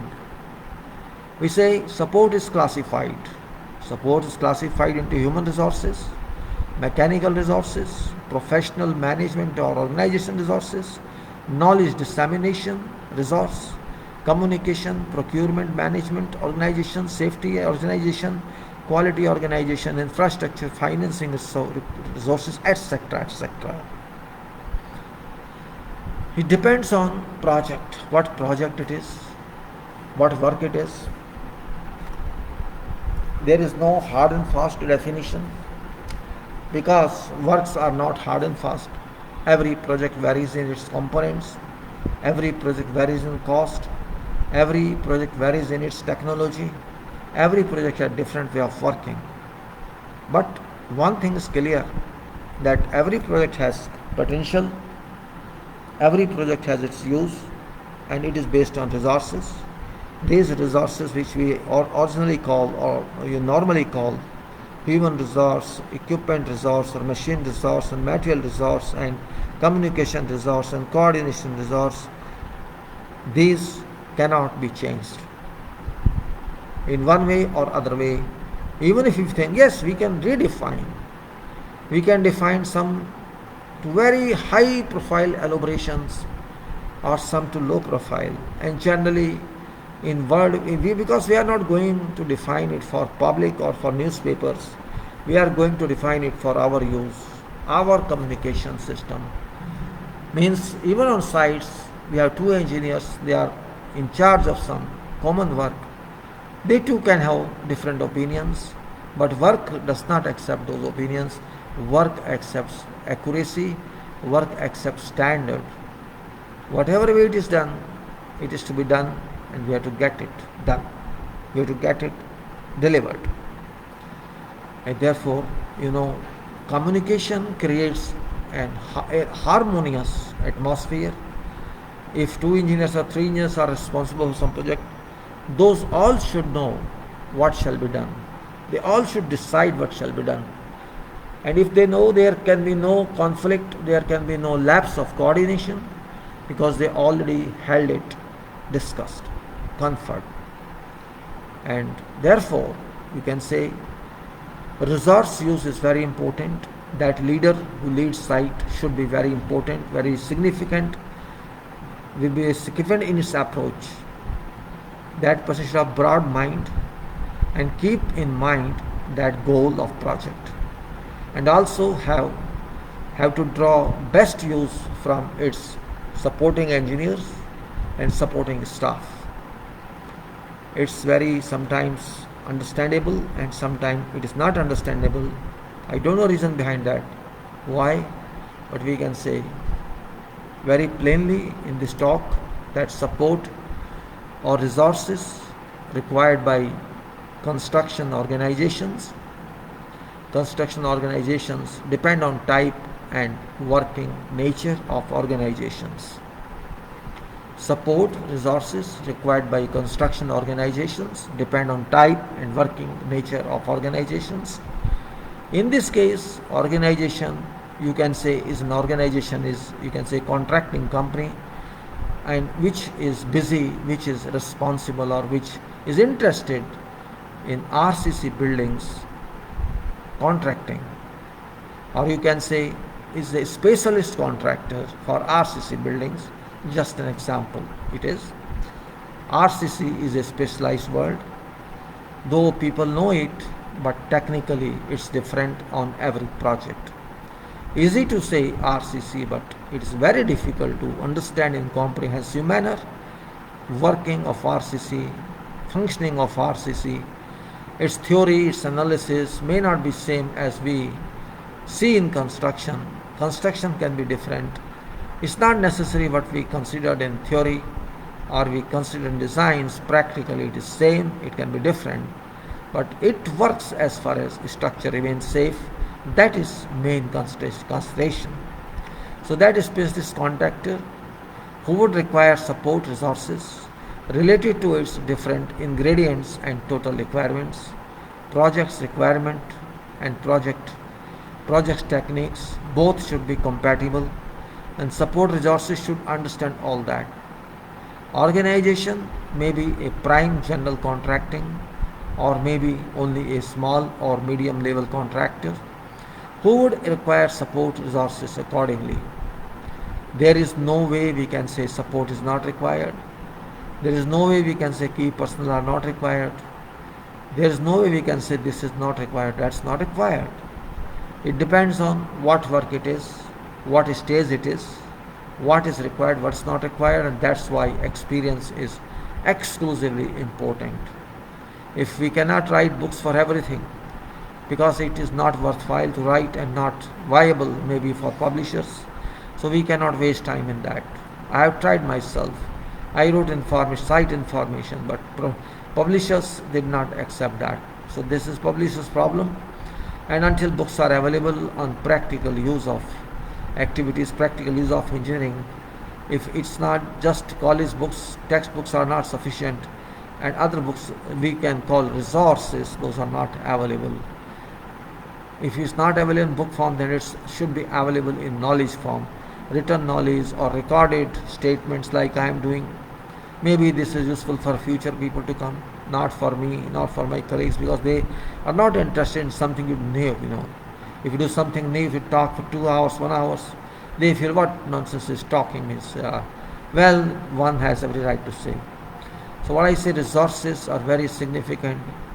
Whatever you have, how you have, do you meet these requirements or do you need more information? All that depends on what you have. Organization may be a prime general contracting or maybe only a small or medium level contracting company, organization or contractor who would require support resources accordingly, and degree of competence is very significant. Degree of competence is very significant for required support resources, which would require depending upon type of support resource. It's very important small statement. Degree of competence is very significant. What is that? Degree of competence. We say it's significant, it's very significant to be used as support resource, and which shall be required depending upon what type of support resource it is. I'm feeling a little cold. Let me put a fan.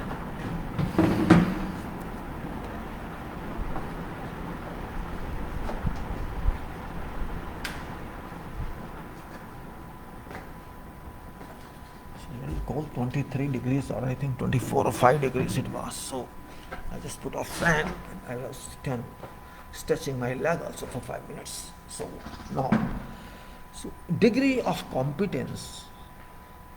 This is what I show to you certificates of. Always, it's very important. For example, I have closed those certificates, but here is one which shows, for example, this person is certified as this designation in this field and is authorized to do this and that. Same way, it is, it is quality basis, and now I'm talking of this. Now, what does it mean? That's the point. What is degree of competence? It can't be standardized, you can say. Yes, there are designations, there are registrations, but can it work? Suppose I say I'm a registered professional engineer anywhere, where in America or Canada or here in this country. What does it tell? I'm saying I'm a chartered engineer, or I have no such registration. No, that is a reference only. It's a reference. It's not something that you can measure me. You can only refer that this person is expected to know this job. That's what is competence. In fact, competence means recognized capability. It may be related to legal requirement or it may not be related to, but it should be related to work requirement. Work is important. Whatever work was expected to be done and under what was expected of this, that we decided something, we specified something, and that specification is also designed by some competent person, and also that specification is complied with by some competent person. So everywhere you say it was a part of field sometimes, it's a part of design sometimes, it's a part of, you can say, construction sometimes. So from initial thinking to what we do on site, if everything is done according to specifications or according to design system or system design, and we say yes, this is what was expected and we got this product. So you can say there are so many persons involved in that, and every person knew its job, and that's why we can say we got this delivery, which is quality delivery, which indicates system worked and quality worked. It doesn't say system failed and quality worked, or quality could not be received but system works. This means there is fault. If system works, quality must also come. If not super, at least equivalent. This means it is a competence of system. It's the competence of procedures. This means person in design was competent. That person knew what was required and what was done for that. And a person before design or pre-design is called feed. That person also knew this way it can be done. So that person defined its competent way. Designer used that competent way.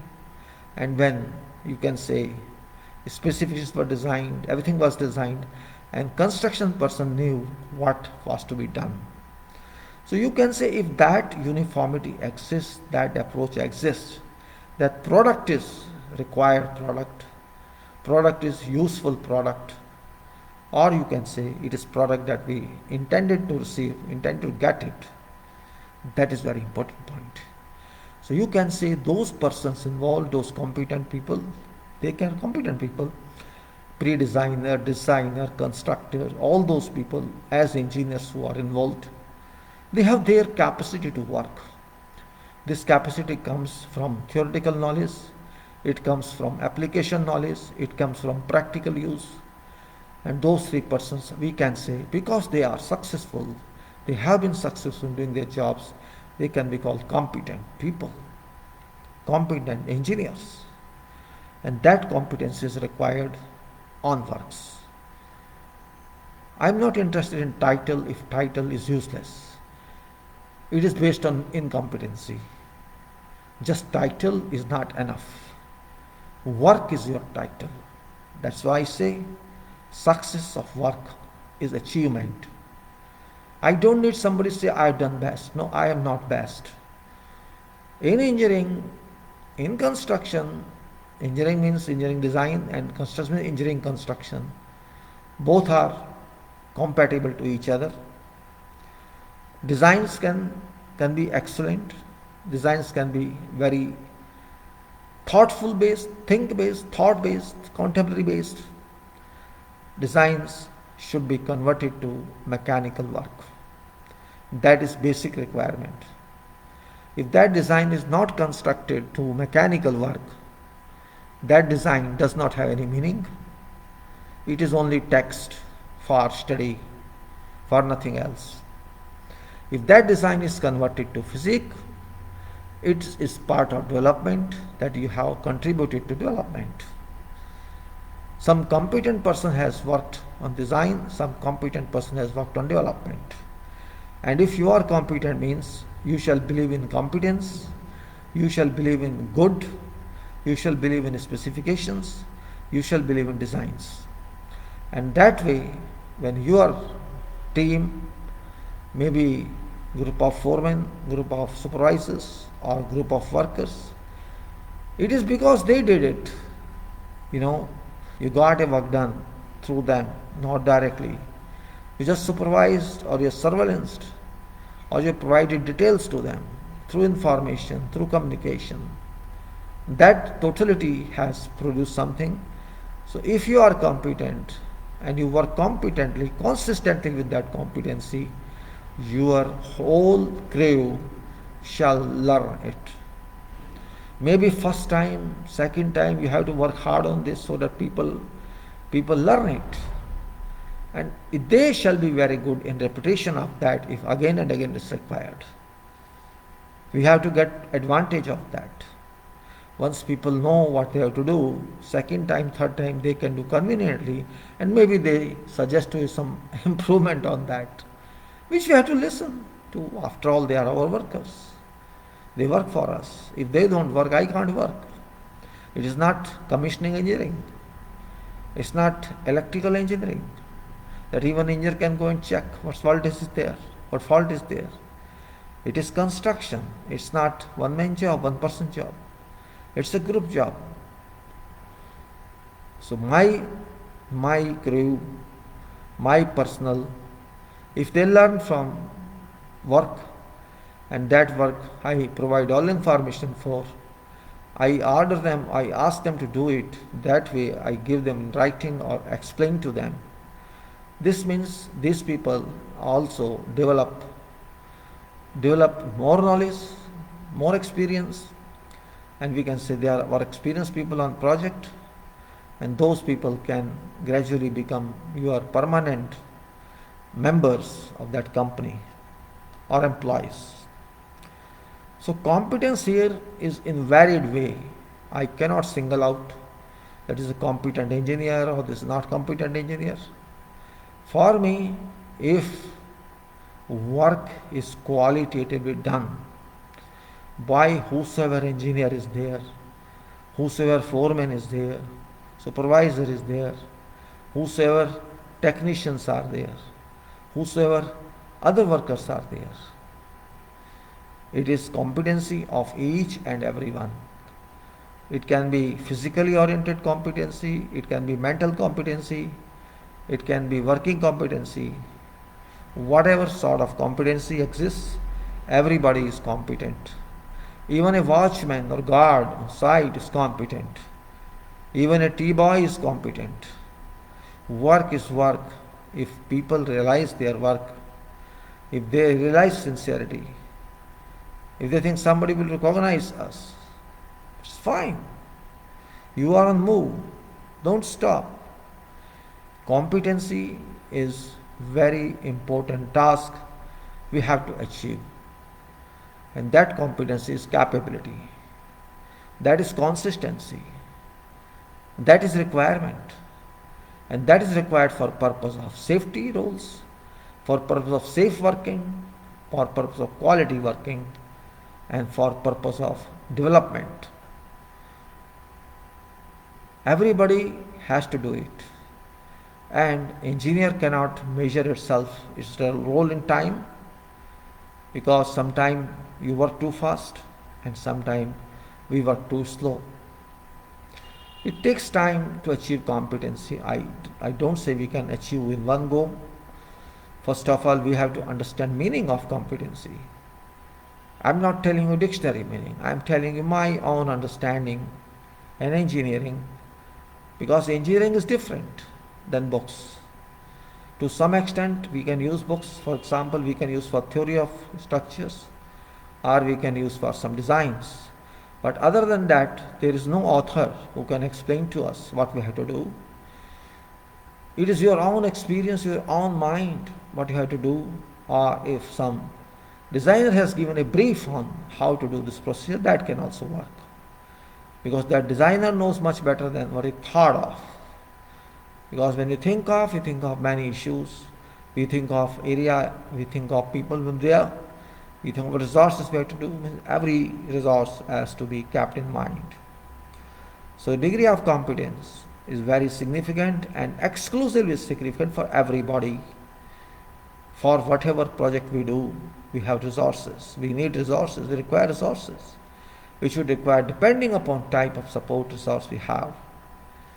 We can trust our resources when you believe them. At that time, we can say it doesn't matter which country you are from. You can come from wherever. If you are able to come, you are able to get permission everywhere. We can say degree of competency means educational qualification. That's technical definition.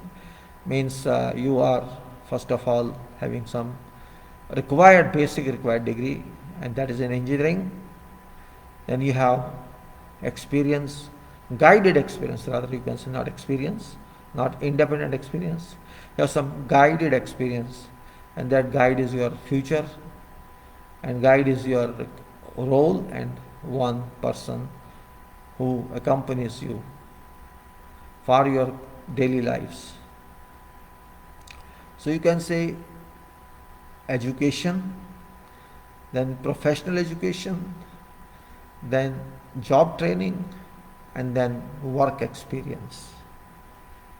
These are very few points you can say. There can be more on that. Work experience is not limited.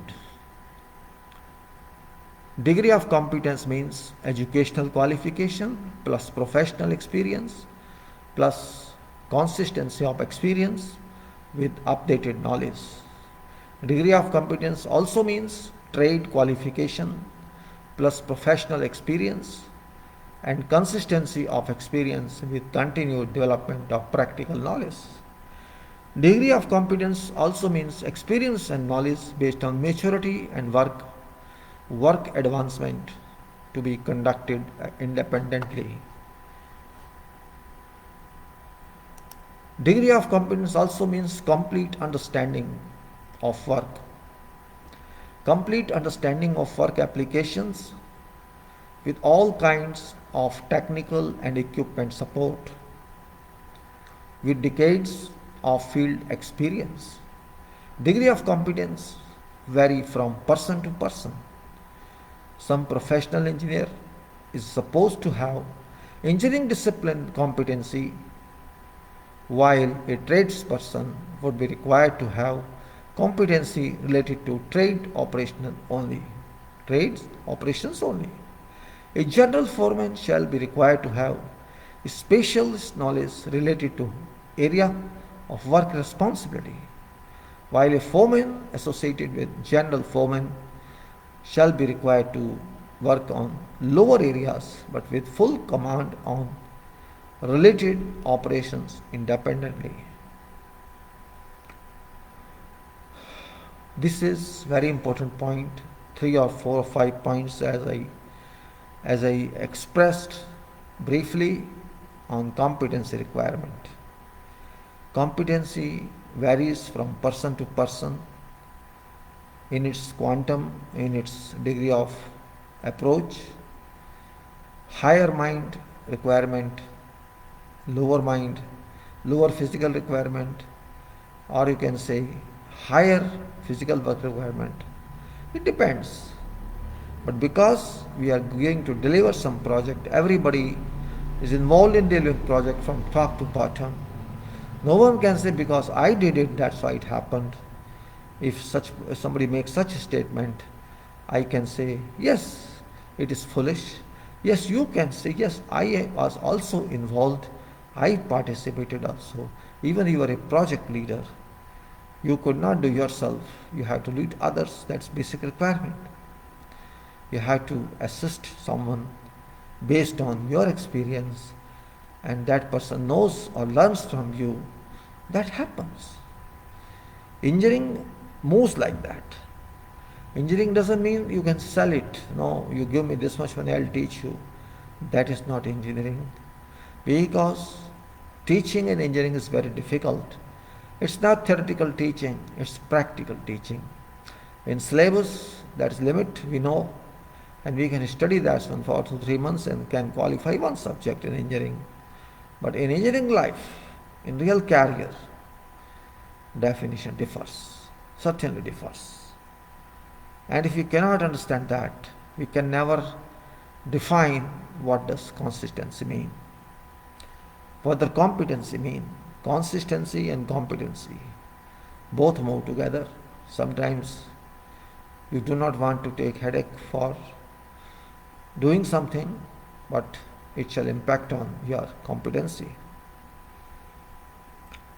Competency for everyone is different, but basically it is same, that you should know that theoretically. If you are not educated one, then you have to understand its requirement. And then after that, we have to think of further. Whatever groups we have in works, they all are competent.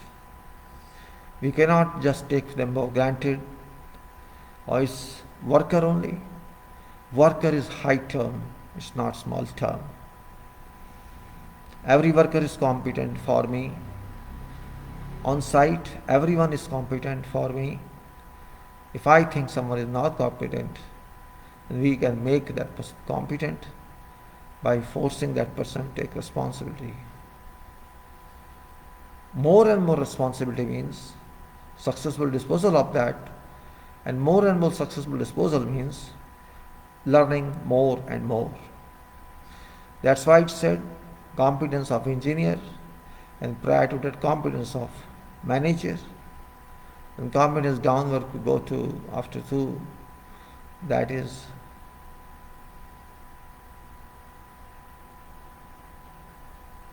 that's what I say. Competency means everything. As we said, degree of competency vary from person to person. Since professional engineer is supposed to have engineering discipline and competency, while a tradesperson should have different one.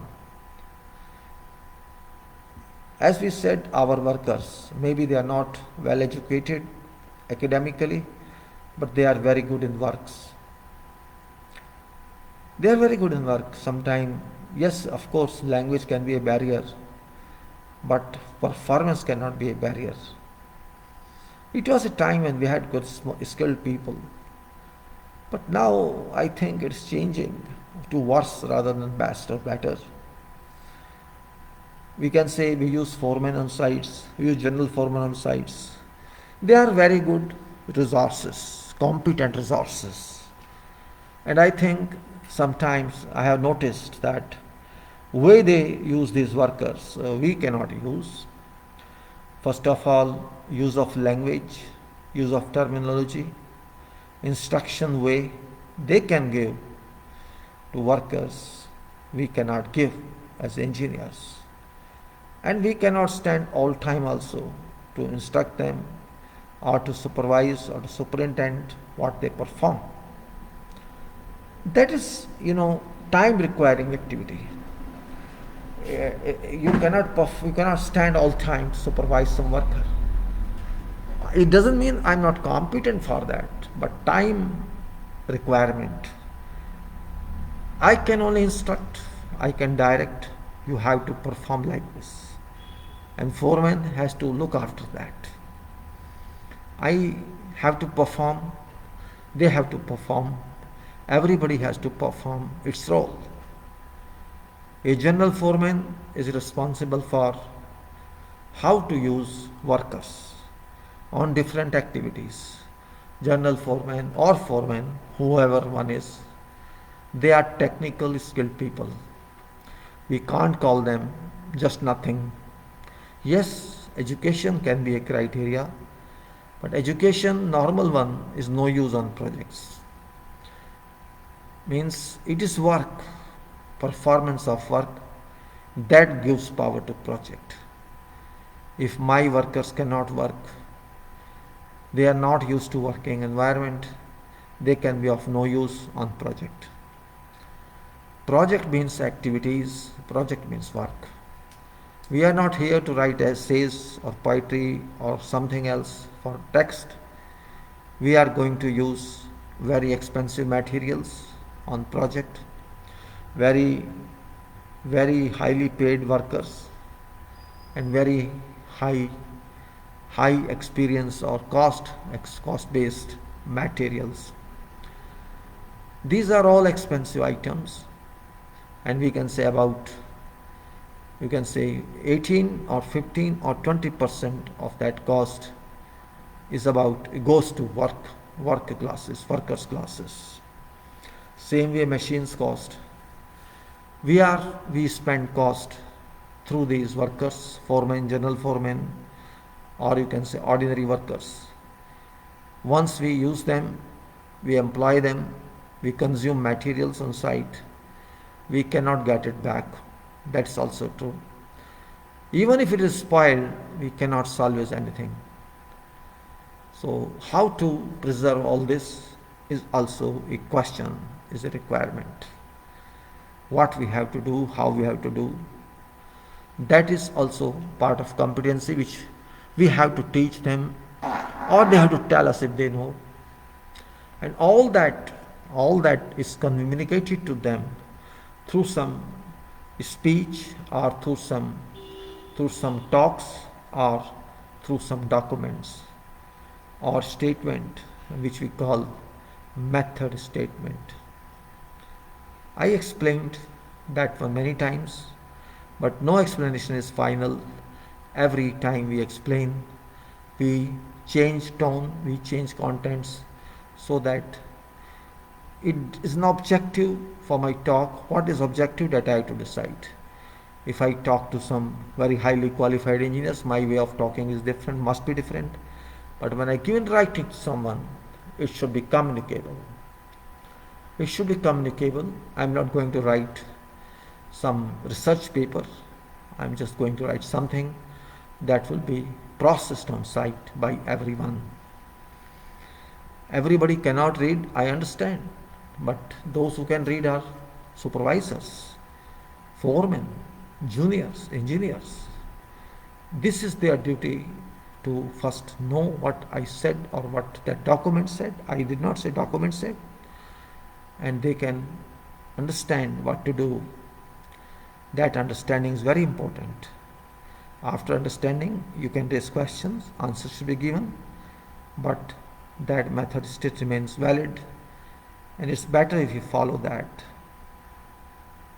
It helps everybody, because how that method is worked upon, how that contents of matter or method are involved on site, once they know that, then method becomes easy for everyone. So indirectly, demonstration is done by use of method statement and activities. We know this method statement pertains to this activity, and this activity is done this way. And next time maybe they won't care for method for that activity, type of activity, and you can repeat that with good performance. Only requirement is to have surveillance over them. So it's a very important point, I say. It's total competence, you can say, competency. Competency should be, it's not easy to write method statement. Remember, again I'm saying, method statement is also a design. It's not patented one, indeed, it's not copyright, but it is a statement. A statement, yes, can be copyright for company, can be copyright of this author. Ultimately, it shall be published on project. It contains what is required. It's very important document for now, for this project, and for incoming projects. Maybe exactly not same, but with some modifications, with some edit, we can reach to that level where we can say this is a professional document. This can be taught to engineering community. Though it's not based on any method say formula or research, it's an experimented document that we got this work done successfully. This document indicates that this was used and this can be used further. This is a proven statement written by authors who are engineers, and of course with input from those who are construction people and who are even tradespersons, foremen.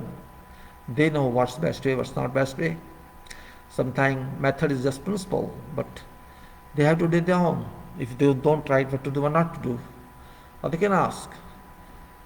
Ultimately, we can say we got quality product, we got quality process.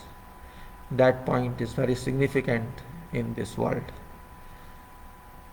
Degree of competence, again I say, it is very important, very significant, and it applies to everyone. It applies to workers even, not only to foremen.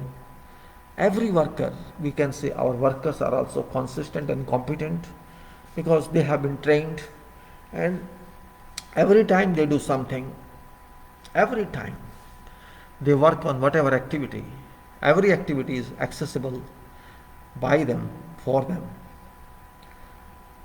because they learn without even plans.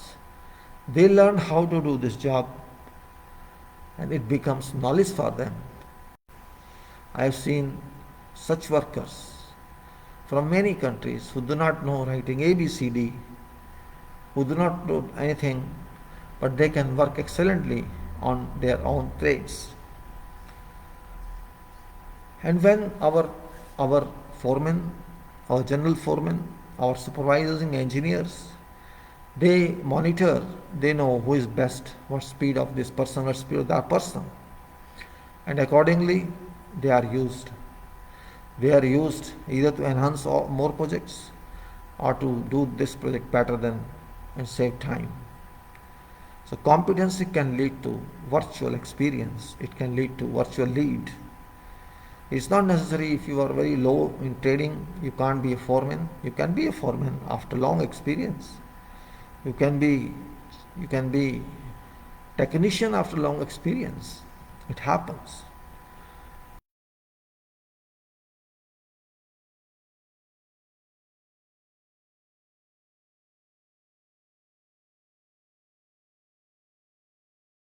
Of So degree of competence is very significant for required support resources which would require depending on what type of support resource. Degree of competence means educational qualification plus professional experience and consistency of experience with updated knowledge, and degree of competence means also means trade qualification plus professional experience and consistency of experience with continued development of practical knowledge.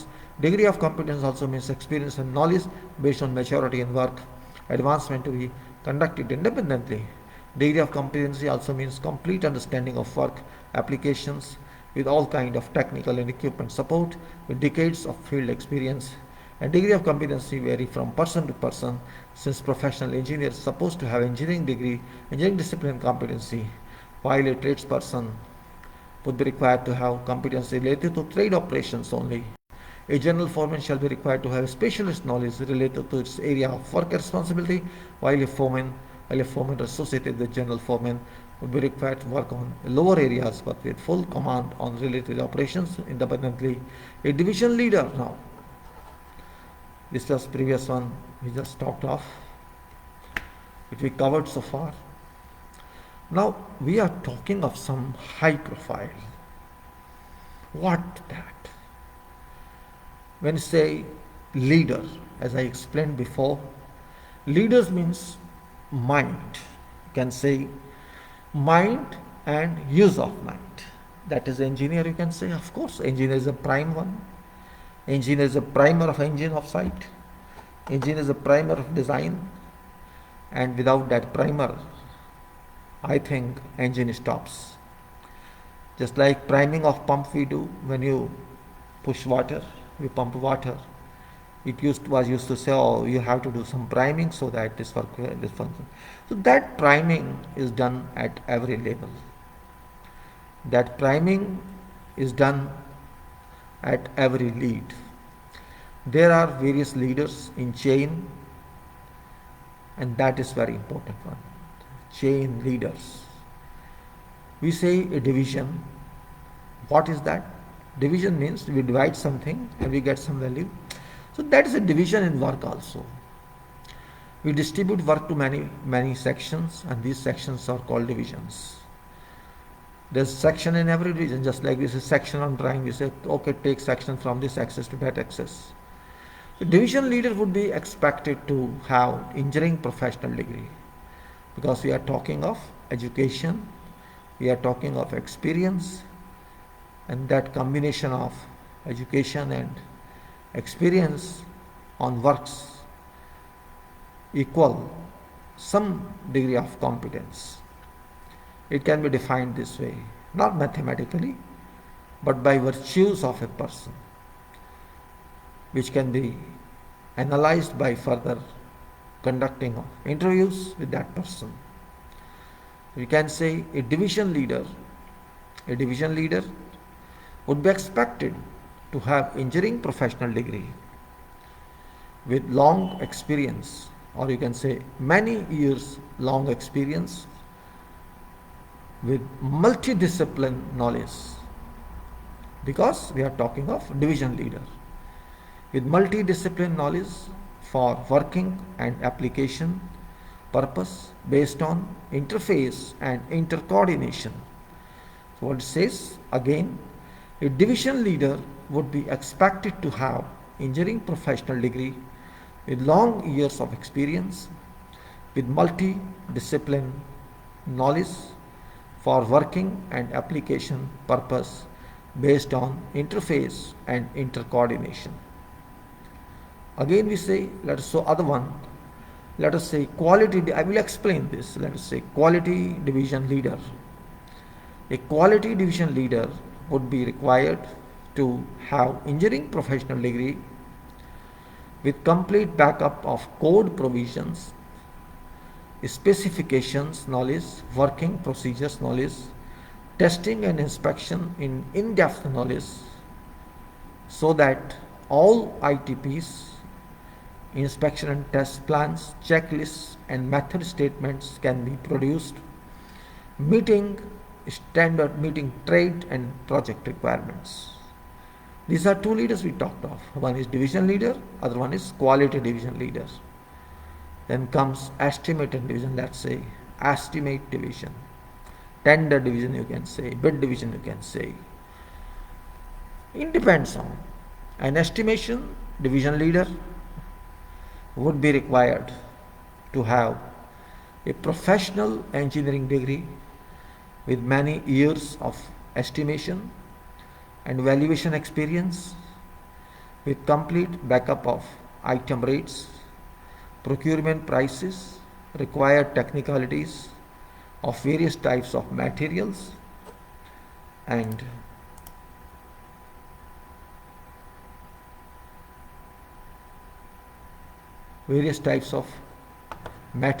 equipment with high degree of quantity surveying practice and power of negotiation.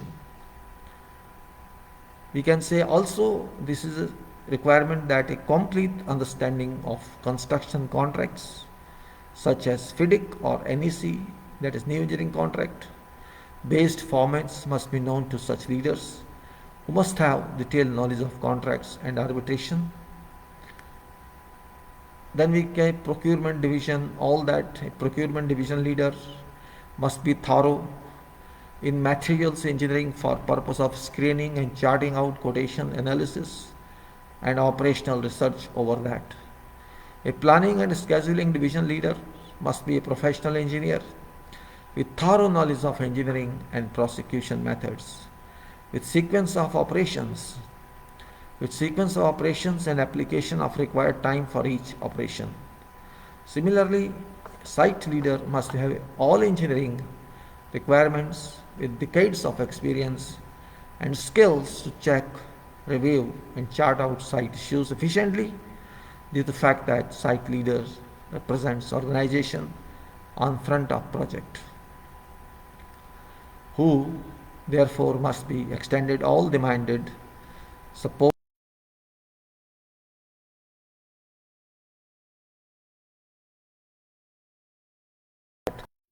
we can discuss again qualitatively,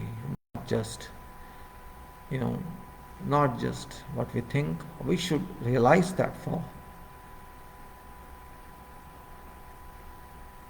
Let us start from general foreman, because that is basics. We should know that is a very important role a general foreman disposes on site, and that is really, you can say, kind of progressive way we give to sites. Now, what is actually general foreman? Is it just a term, or just a definition, or just a status. What is general means uniformly it can be applied. And what is foreman? You can say someone at lead of front, someone who can lead workers, a group of workers in whatever trade. That front leader on site who knows how these workers can work, what is their potential, how these materials can be taken or can be used, how can this material be used, what is this material, and also how activities are conducted according to acceptable ways. A foreman is that who leads unit, who leads directly on site, who has role of general foreman as well as foreman depending on size of site. And general foreman means who has to take responsibilities of all workers, how they are deployed, how they work, what's their performance, and which activities go on, and how to proportionally distribute these workers every day to which activity, and this means to which foreman, because activities means foreman who is in charge of the activity. Same way, machines, how to use machines on all this from time to time, so that no work is delayed, no work is affected badly. General foreman job is not concentrated or not centered one point. This is used on all areas of site whereas work is done. General foreman means leader of workers. That person knows leaders of works, leader of workers, whoever are there on site, and it is to be made sure that they are deployed properly. And if they are deployed properly means there must be available materials, there must be available machines, and also available instructions for work. Otherwise, if one misses, no one can work, no one can perform, no one can move on. So it is also very important point that we have to take into our consideration. It's not simply one statement or other. We have to take into consideration all these points regarding this. You have to give me 5 minutes. I'll be back. Bear for that time. If it remains open, I'll be back soon. If it closes, that's different.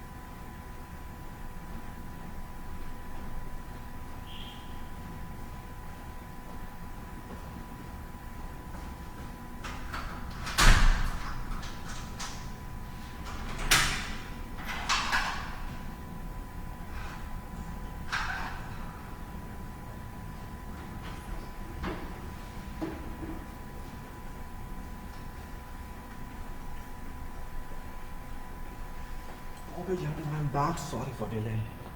Little delay was there. No issue. We are back again and it's continuing.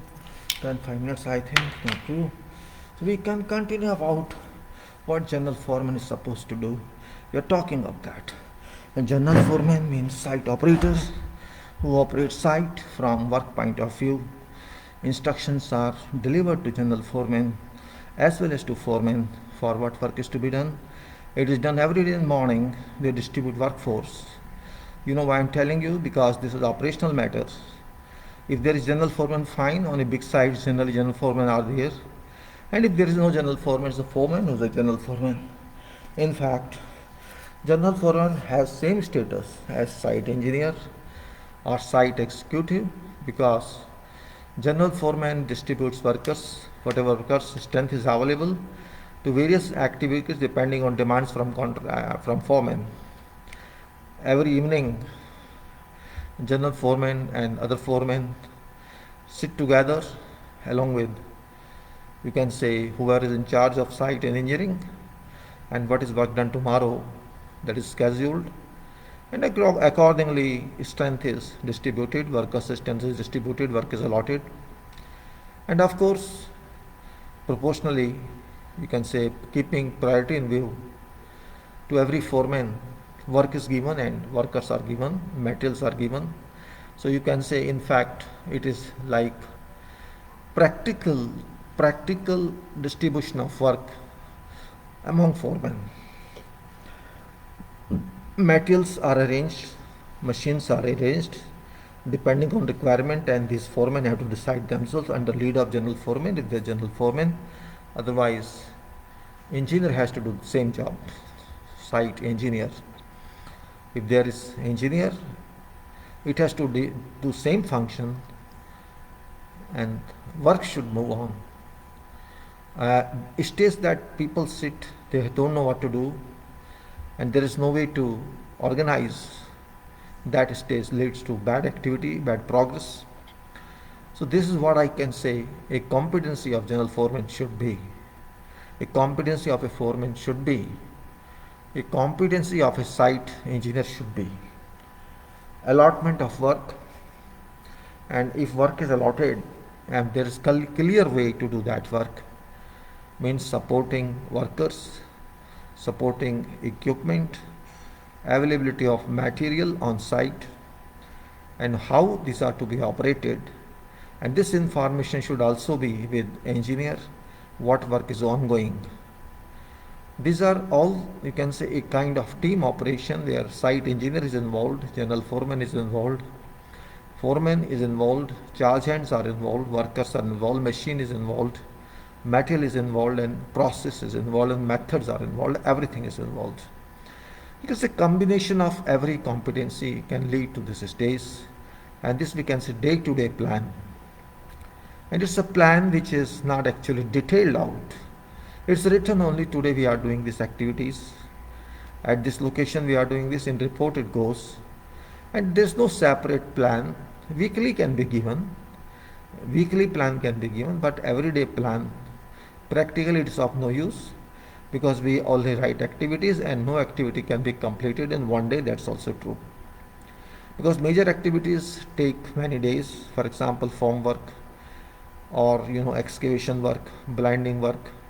On sites, you cannot start some activity today and say by evening time or by afternoon this is over. No, that's not way. That's not proper professional way. Every activity takes time. It takes some time, and that time is reasonable time. It may continue for 4 days, 5 days, 1 week, and therefore we can just keep floating in weekly plan.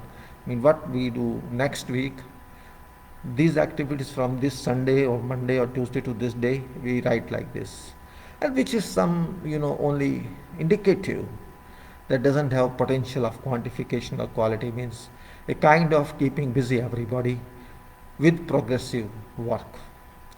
That is executive lead role I am explaining now, because these people are site executives. These people have to implement what decisions have been taken at upper level, at engineer level, at organization level, or at consultants level or engineering consultant level. Policy role starts, this is actually different policy on site. It's not necessary what we decide today, tomorrow that has to be done. This can change immediately. But that change should not be hours consuming, it should be minutes change. Suppose we today decide today evening that tomorrow morning we will do this, and due to some reason that work cannot be done, which maybe we ignore, immediately there's a parallel work which is available. We can within minutes shift to that work. Even during conducting toolbox talks, that information can come that that site is not clear, there's some problem. So we can shift them to other clear sites so that our resources do not stand idle. Idling we have to pay, so it's very important factor. We have to save cost, we have to save time. Our resources should be busy all time, and that's the only way. Otherwise, it doesn't work. So day-to-day planning is very significant in that way, in addition to policy planning or time planning or cost planning of whole project. Look ahead 6 months, look ahead 3 months, whole plan. Day-to-day plan is extremely significant from each and every point of view. And if we cannot do that, then we do not know job. We can simply say, always there should be parallel jobs. We cannot close jobs. We can say no if we have this strength. By chance something happens which we cannot say, some risk factor comes in. We should have another approach, so that our resources are not wasted. So this is different kind of planning, which is actual planning on site. Every person should know it. Means we should not be in panic what to do with this resource which are not working. Even if I think more, not one more, it's two more options should be there. Sometimes people see site is ready for excavation, or it's already excavated, it's waiting for something, and there's nothing happening there. It happens. People, why not working here? Maybe it's for support. Our void to be filled. It happens. Maybe I fail to start work on that side due to approval, then we can say, okay, go start blinding there. Approval is there, blinding is not a big deal. Or whatever work we can say, shutting is pending, we can start shutting there, we can start something there. A fill in blanks, that is. And that depends on site organization, what care they take. You cannot close activities. Oh, today I have 50 workers, I have 20 workers, these don't have work. That situation should not arise. Because you cannot shift them somewhere else to other sites immediately, because it's not probable. So we should put them somewhere.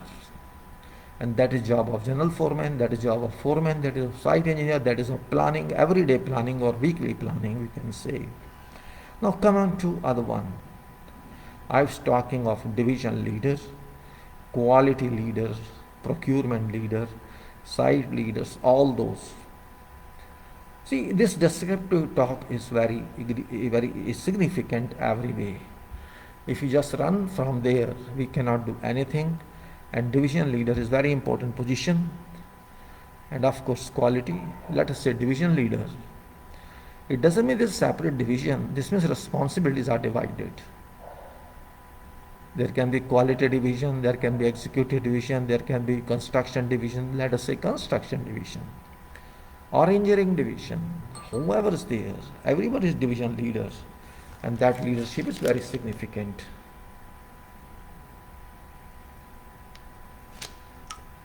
Every division is very important, so we have to talk of that.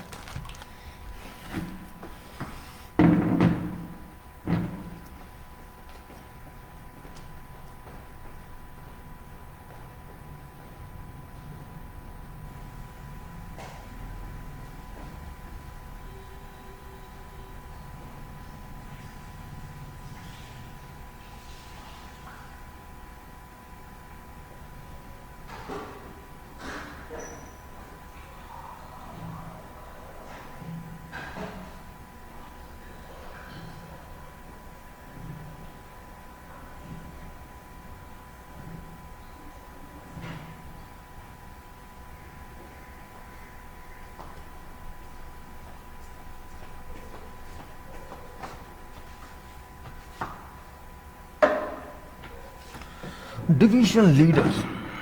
My work is divided. I am in charge of construction division, you are in charge of design division or engineering division. Division is division, doesn't matter.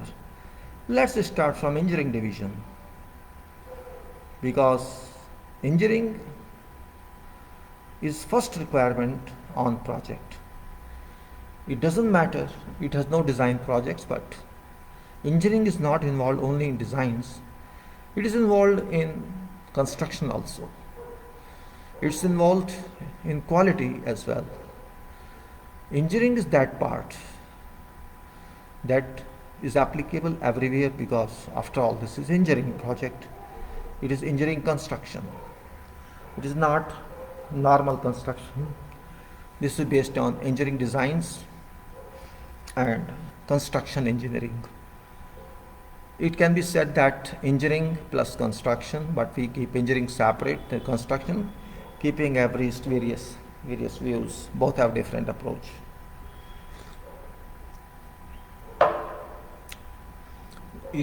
There was a time when there was no separate engineering divisions, only construction people were there, and there was also no quality sections in those days. Of course, no planning sections, had no quantity section were there. Every person who was on site had to do that in some areas, not everywhere. Now I'm talking of modern system where every activity, every section has been specialized from viewpoint working. Now, what does engineering means on site, on construction? See, design, construction, there is a chain. Design has to be constructed. It is to be given shape. But who shall give shape? Who shall understand this? Who shall take responsibility of that? Maybe it's not guaranteed that though that person is qualified, site guy, site person, but site work is different. They are more interested in production, more interested. Site persons are production oriented, quantity oriented. Talk always is, I want to push work.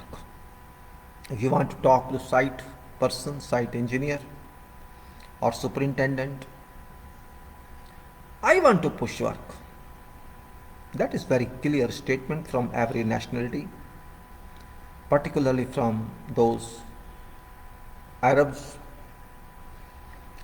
Pushing of work is very important because it gives money. It gives money that comes back. And I too agree with that. There's no disagreement on this account.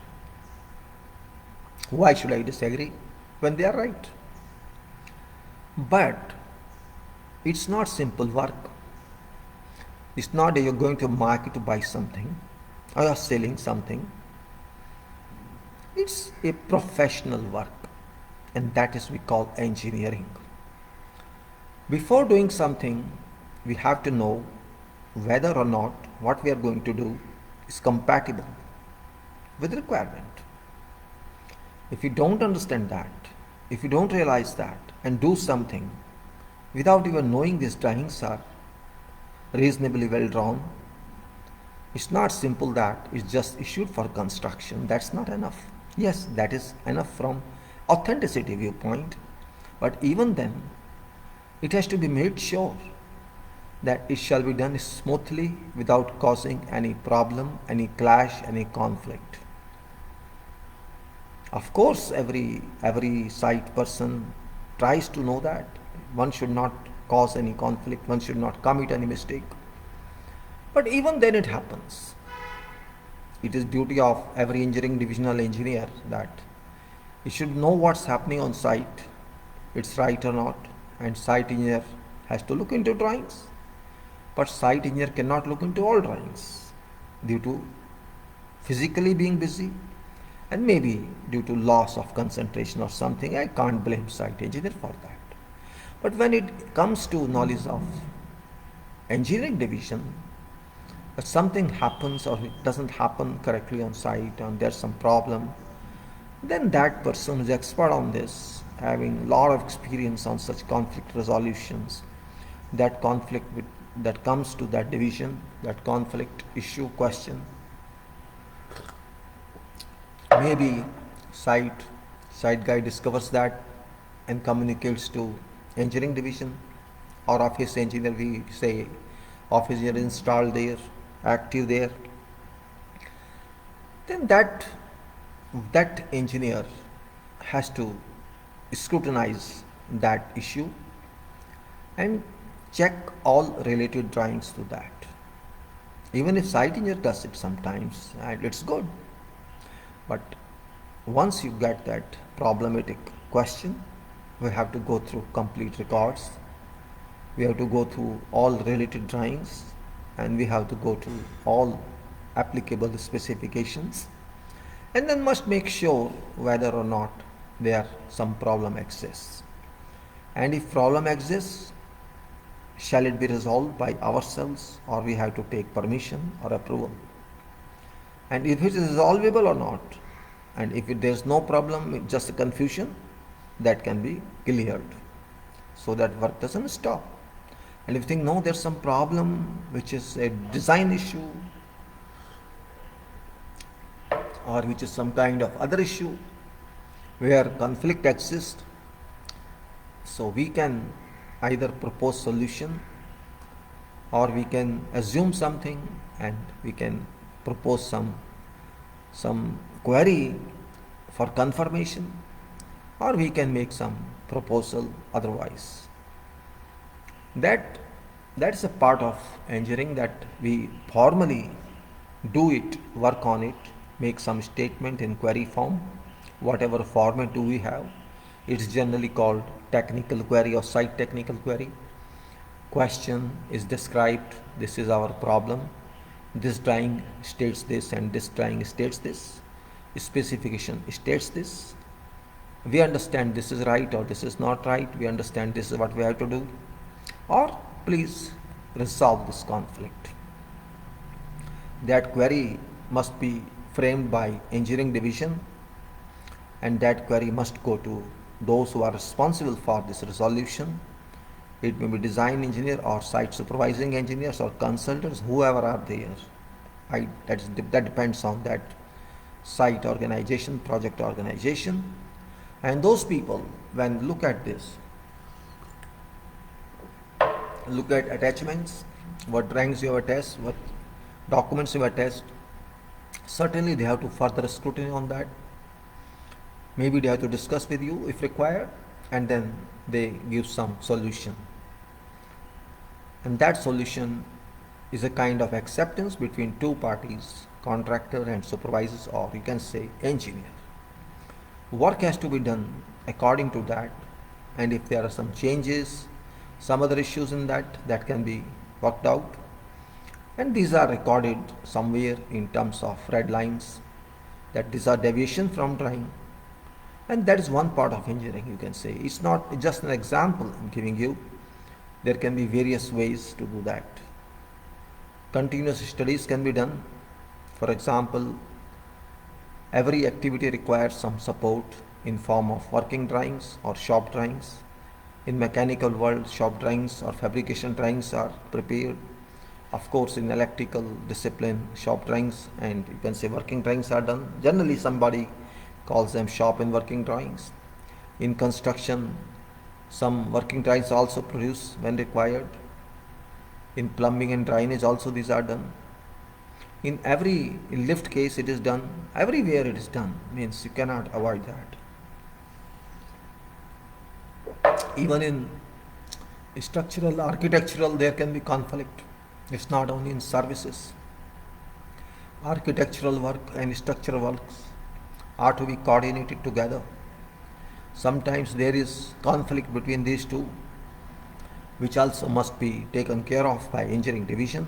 If it is resolved, it's a problem, because sometimes architectural dominates and sometimes structural activity dominates. It depends what is architectural contemplation and what is structural solution. Both have to come to one line. Generally, where architect dominates means structural has to be in line to that requirement. It doesn't mean that there's a rule. Means there is a concept, that concept must be maintained and structure can be modified, or there's some structural value, then architects can be modified. It depends. So that too is a part of coordination, and that can be resolved. Again, same way, you have to prepare one query and then dispose it for approval and some solution reached. It's also one example, means queries, and there can be many number of queries on every project. It's not because those people who devised or designed this project, they were not clear of this. A lot of work goes on in designs as well, and everything cannot be checked that time, and they sometimes leave it to side people, let them raise query later on, what has to be done we'll see. It's that kind of assignment. Means basic design remains same, that doesn't change, that is true. Prime design remains same, and that is to be complied with.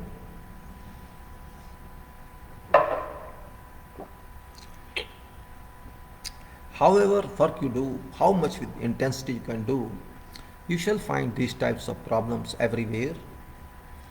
That is a requirement, that when there are so many designs, so many drawings, you cannot just say no, it's complete, because sometimes materials are changed, sometimes requirements are changed, sometimes clients or owner says I want different provisions of these rooms. It happens. During work itself there can be changes. I still remember one case, we were constructing a beach villa in Doha. Wall was constructed towards sea, sea was visible there, so called beach villa. And wall was constructed, windows were there. This by chance owner came, so what is this? Why did you keep here wall? I am in this room, I want to see scene, and you are putting a wall. Leave it there, I don't want this wall. In planning stage he didn't know, but when it was constructed, no, take out this. He took off all walls towards sea. I want to see through window, and window size was increased. So this happens. So you have to change that. Means owners do not know what shall be final scene. They see only when they come to visit. So we can say there are probabilities that everything cannot be finalized in designs.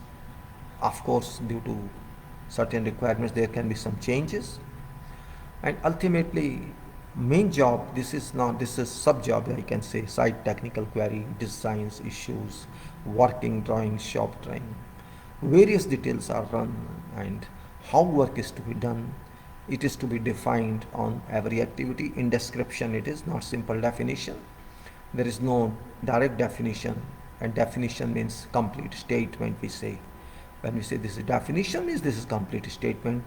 We cannot confine to simple answer. That point we must consider everywhere. Simple answer is not adequate, it is complete answer.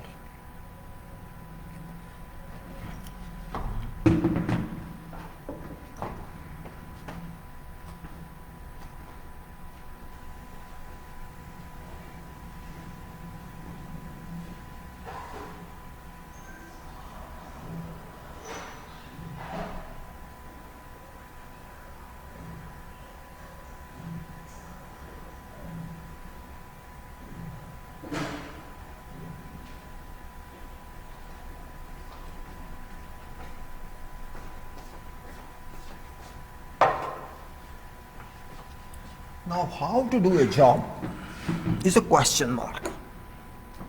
Everybody knows activities, but everybody's knowledge is not useful. They say 20 persons to do a job, they have to work jointly, but 20% may vary in approach to do that job. And that is true. My experience, your experience, others' experience are different. But ultimate point is one, and that is achievement. To achieve what is required to be achieved, that is important. How to achieve that? Agreement must reach. How to reach that? How to reach that point? For that, it is job of construction and engineering jointly with consultation of quality. Because specifications are involved in work, design is involved in work, working drawings are involved with works, and whatever decisions have been taken in addition to designs like queries, those are also involved. And good industrial practice, all these are involved. Means we cannot independently go on that. It's a team contribution, you can say. Now here we can say, let us keep focal point on engineering if engineering exists. Because after all, this is engineering we are going to do. Engineering person, he may be, that may be office engineer or office manager, whatever you can say, who deals with such knowledge, writing, site statement descriptions, and construction engineer or construction whoever is responsible for that should together and confer little on that, just for 10 minutes, 5 minutes for each statement. Not safety and not something, but real method, what they want to do. Because quality provisions cannot be changed, safety aspects cannot be changed, material that has been approved cannot be changed, relative drawings cannot be changed, and scope cannot be changed.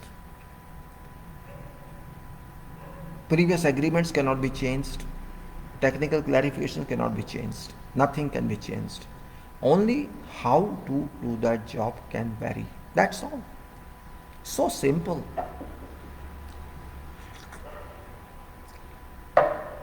Here, input from construction person to be taken, what exists in mind of that person to do this job. That picture has to come on desk. What that person, construction involved person, what does that person want to do in sequence as well as in material form. Yeah, as far as it is compliant to quality, and that quality person has to also be in picture either before or after that statement is over, to make sure that this statement contains input of quality. Other inputs like decisions or technical queries or designs, that's already there with engineering person, no need to go back to that one. Only real method stage is important, and also its sequence, its formal procedure of sub-activities must be clear. So in that case, what happens after having input from construction person and also from quality person and safety, if there is some specific, you can take input from safety, health and environment staff also. Then you can see, you can chart out a format. Format is already available for method statements or procedural statements. All can be filled easily. Scope of work is known, whatever relative details are known, material approved are known, safety measures which applicable are known, and we can say it's not necessary to repeat all safety again and again. We can have separate safety statements and we can refer to that safety statement applies here, that quality ITP applies here, that we can say no need of writing everything again, only stages can be defined. So then you can say we can write brief all that, including equipment and attachments or past records or drawings or whatever is important for purpose of information to that engineer who will scrutiny this one and approve.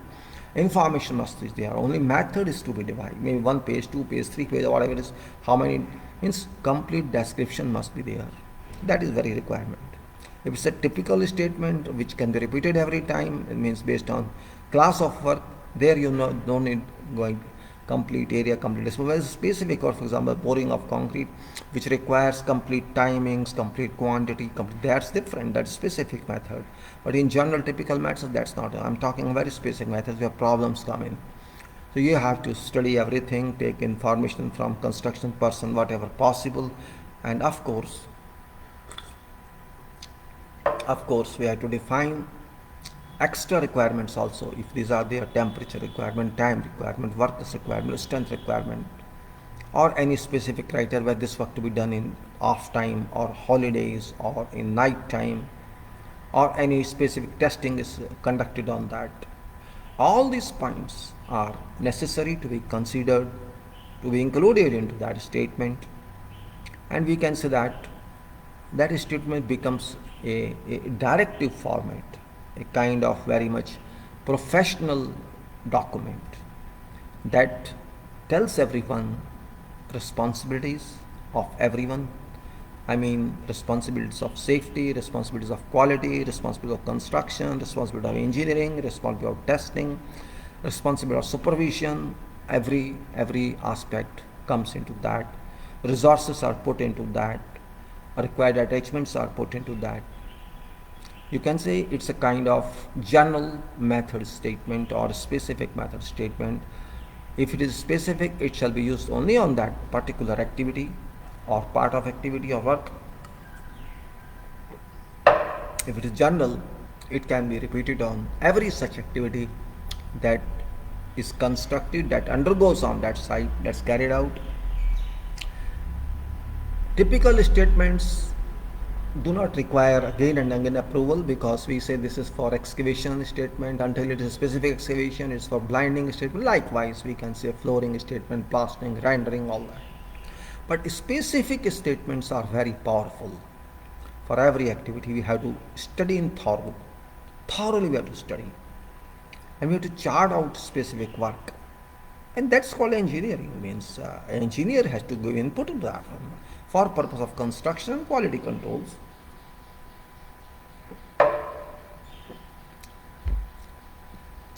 Only those competent people, to whom I can say division leader, this is engineering division and somebody should lead that division. Only that person can lead that division who has thorough knowledge of engineering, engineering experience, knowledge of construction, knowledge of quality, knowledge of safety. I mean to say input. I would say it is encroaching knowledge, not basic degrees.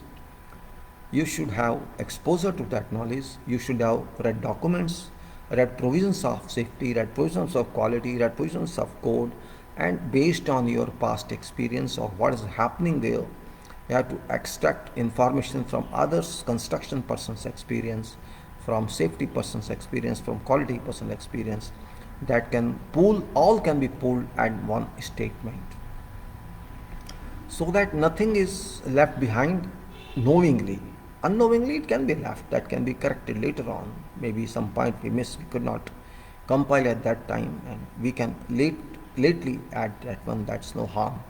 But at least work should not be held back because of holding of non-approval.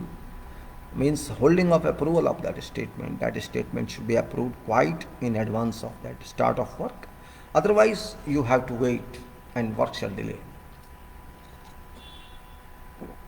So you can say, to avoid delay of work, to avoid commencement of some work, we have to be very careful. We cannot leave it to circumstances, we cannot leave it to something. It should be done perfectly, it should be done, not casually. It should be done professionally well. And that's what we can say engineering it is.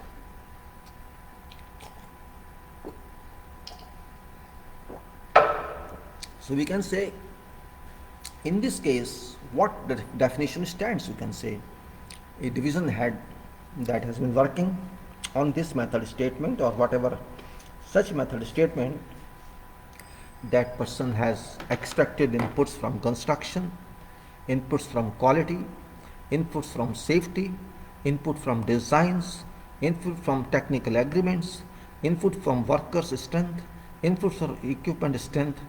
All these input are in. These are reflected in precise details on that statement or declaration that we are going to do this work as it is. And it has to go to some other authority after consent of all these people, because when they give consent, means consent is there. If it is not required, this can go to competent authority who has to approve that. And that authority, of course, shall raise some questions. Maybe they raise, they don't raise, it's up to them. Or they are happy with that. And if we write some comments, okay, no problem, those comments can be incorporated sooner or later. But they will never say stop this work until there is, you can say, something incorrect. or maybe it's misleading statement, generally it is approved, maybe with some comments, and those comments can be incorporated, maybe in a revised format, or you can say in revision of statements, until final approval is taken, even after work is done. And that documents become a record of project work, a record that has to go with dossiers, and this becomes long-term drawing. You can say it's a drawing also. Documented information it is, which can be used on other work by some amendment. Maybe there are specific statements for different equipment foundations which are symmetrical but different in sizes. This can be amended according to that fitness. And likewise, you can say work has to move. And even after that, there is some change required because of some other requirement. Some new changes, new designs come, and you have not implemented that statement. Amendments can be done, modifications can be done. And likewise, it's very busy job, you can say. It's not just in one statement you can finish everything. It's professionalism, and that division has to work. That engineering division has to work. And that's why it's called engineering, though it is different kind of engineering.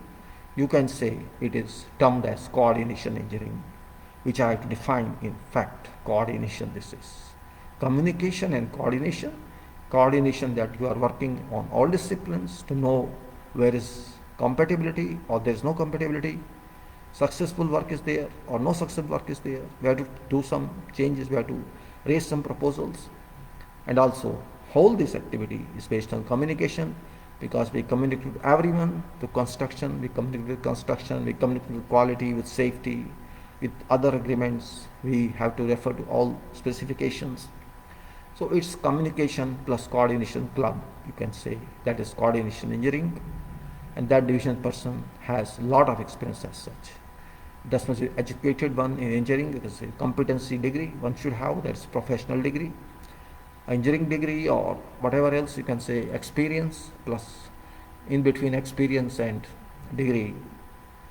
Training, formal training or experience becomes a part of training itself, and knowledge of its own discipline, specialty, and also you can say interactivity disciplines as such, mechanical, electrical and others, whatever are involved.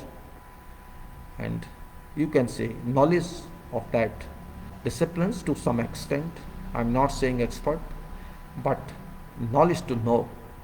Must have knowledge to see schematic drawings or shop drawings and notes given on those drawings, which are not of civil engineering but of other disciplines engineering, and must be understood well. That is very significant point we have to understand. That is called division leader, and this is a responsibility. It's not going to just that you are going to take a teacup and drink it. It's work for which project moves as such. That work is very important. That work is competent with competency based work, professional based work, you can say, and you are paid for that work, and you own responsibility for that, for long term performance. It's not just you do this and leave it. Whole project shall be completed only, and all such works are done professionally. That point is significant here. We cannot reject that point. I tried to explain as much as possible to meet all requirements, elementary requirements, professional requirements, construction requirements, basic requirements, communication requirements, coordination requirement, so that people may understand, engineers may understand, foremen may understand, everybody may understand. It's not that I'm happy to explain all this. It is a requirement. As much as you listen again and again so that you remember. If you are interested. If you are not interested, nobody can force you to remember something. It's something based on my experience I'm stating. I did not read from any book. Whatever experience I have feel, I'm trying to share with you people. And that experience cannot be copied or pasted. Every time I say something, it is different composition of statements, sentences, but experience is reflected. These titles intentionally I have taken all. Maybe I add some other or remove some. This is like the COVID-19 I removed because It's a continuous now. We have to understand this requirement. I will take later on about continuation of leadership and few more pages left in this construction AnnexSL. Later on we will go to EPC also. So now we will discuss later on with, like we discussed with engineering leader, we will discuss with construction leader, and also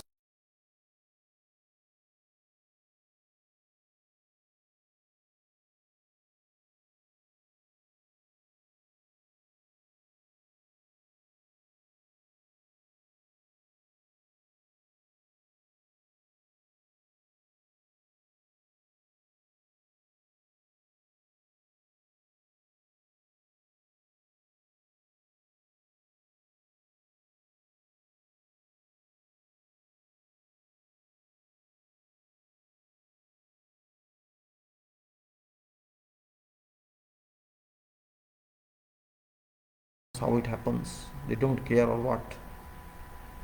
Still it is 00 and audio 00, and I think it will be down soon, and I have to close automatically when it is down. What to do? So let us hope if it comes back I can take one more minute, otherwise I'll close. Automatically it will close. So it's already 3 hours 5 minutes and there is no signals. Video down 12 fps, audio is 0. Some signals have come back, only 32 kbps, 3.3 kbps audio.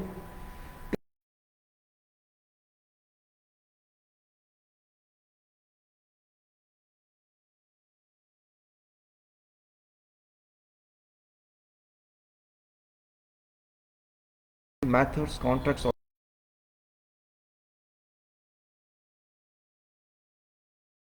material works, and of course we talk of certifications, we talk of quality, thinking based contamination must be achieved, and we talk of this. So we can say now better we close it before it falls itself.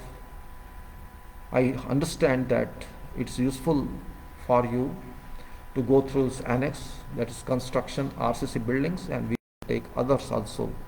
As far as quality is concerned, this is very important talk for me, for you. If you understand this, if you want to enter world of quality, practical quality, not just quality division. I don't like those people who do not take interest only, they take interest in checking something. You have to help people also to understand quality. This means you should know yourself quality first, rather than become quality expert and say I'm a quality engineer, I'm a quality inspector, I'm a quality manager. Documentation is not enough. Documentation is a part of quality system, but work is also important. It's same thing as you buy material, it's a quality material it is and doesn't perform to that quality levels, and you say okay, we will repair it, or that's not quality system. So I am buying, do I buy material for repair use or remote use? It should work successfully. If product doesn't work successfully, it cannot be amounted to quality. I don't like such product. We have to be very careful about this point, that engineering is important world.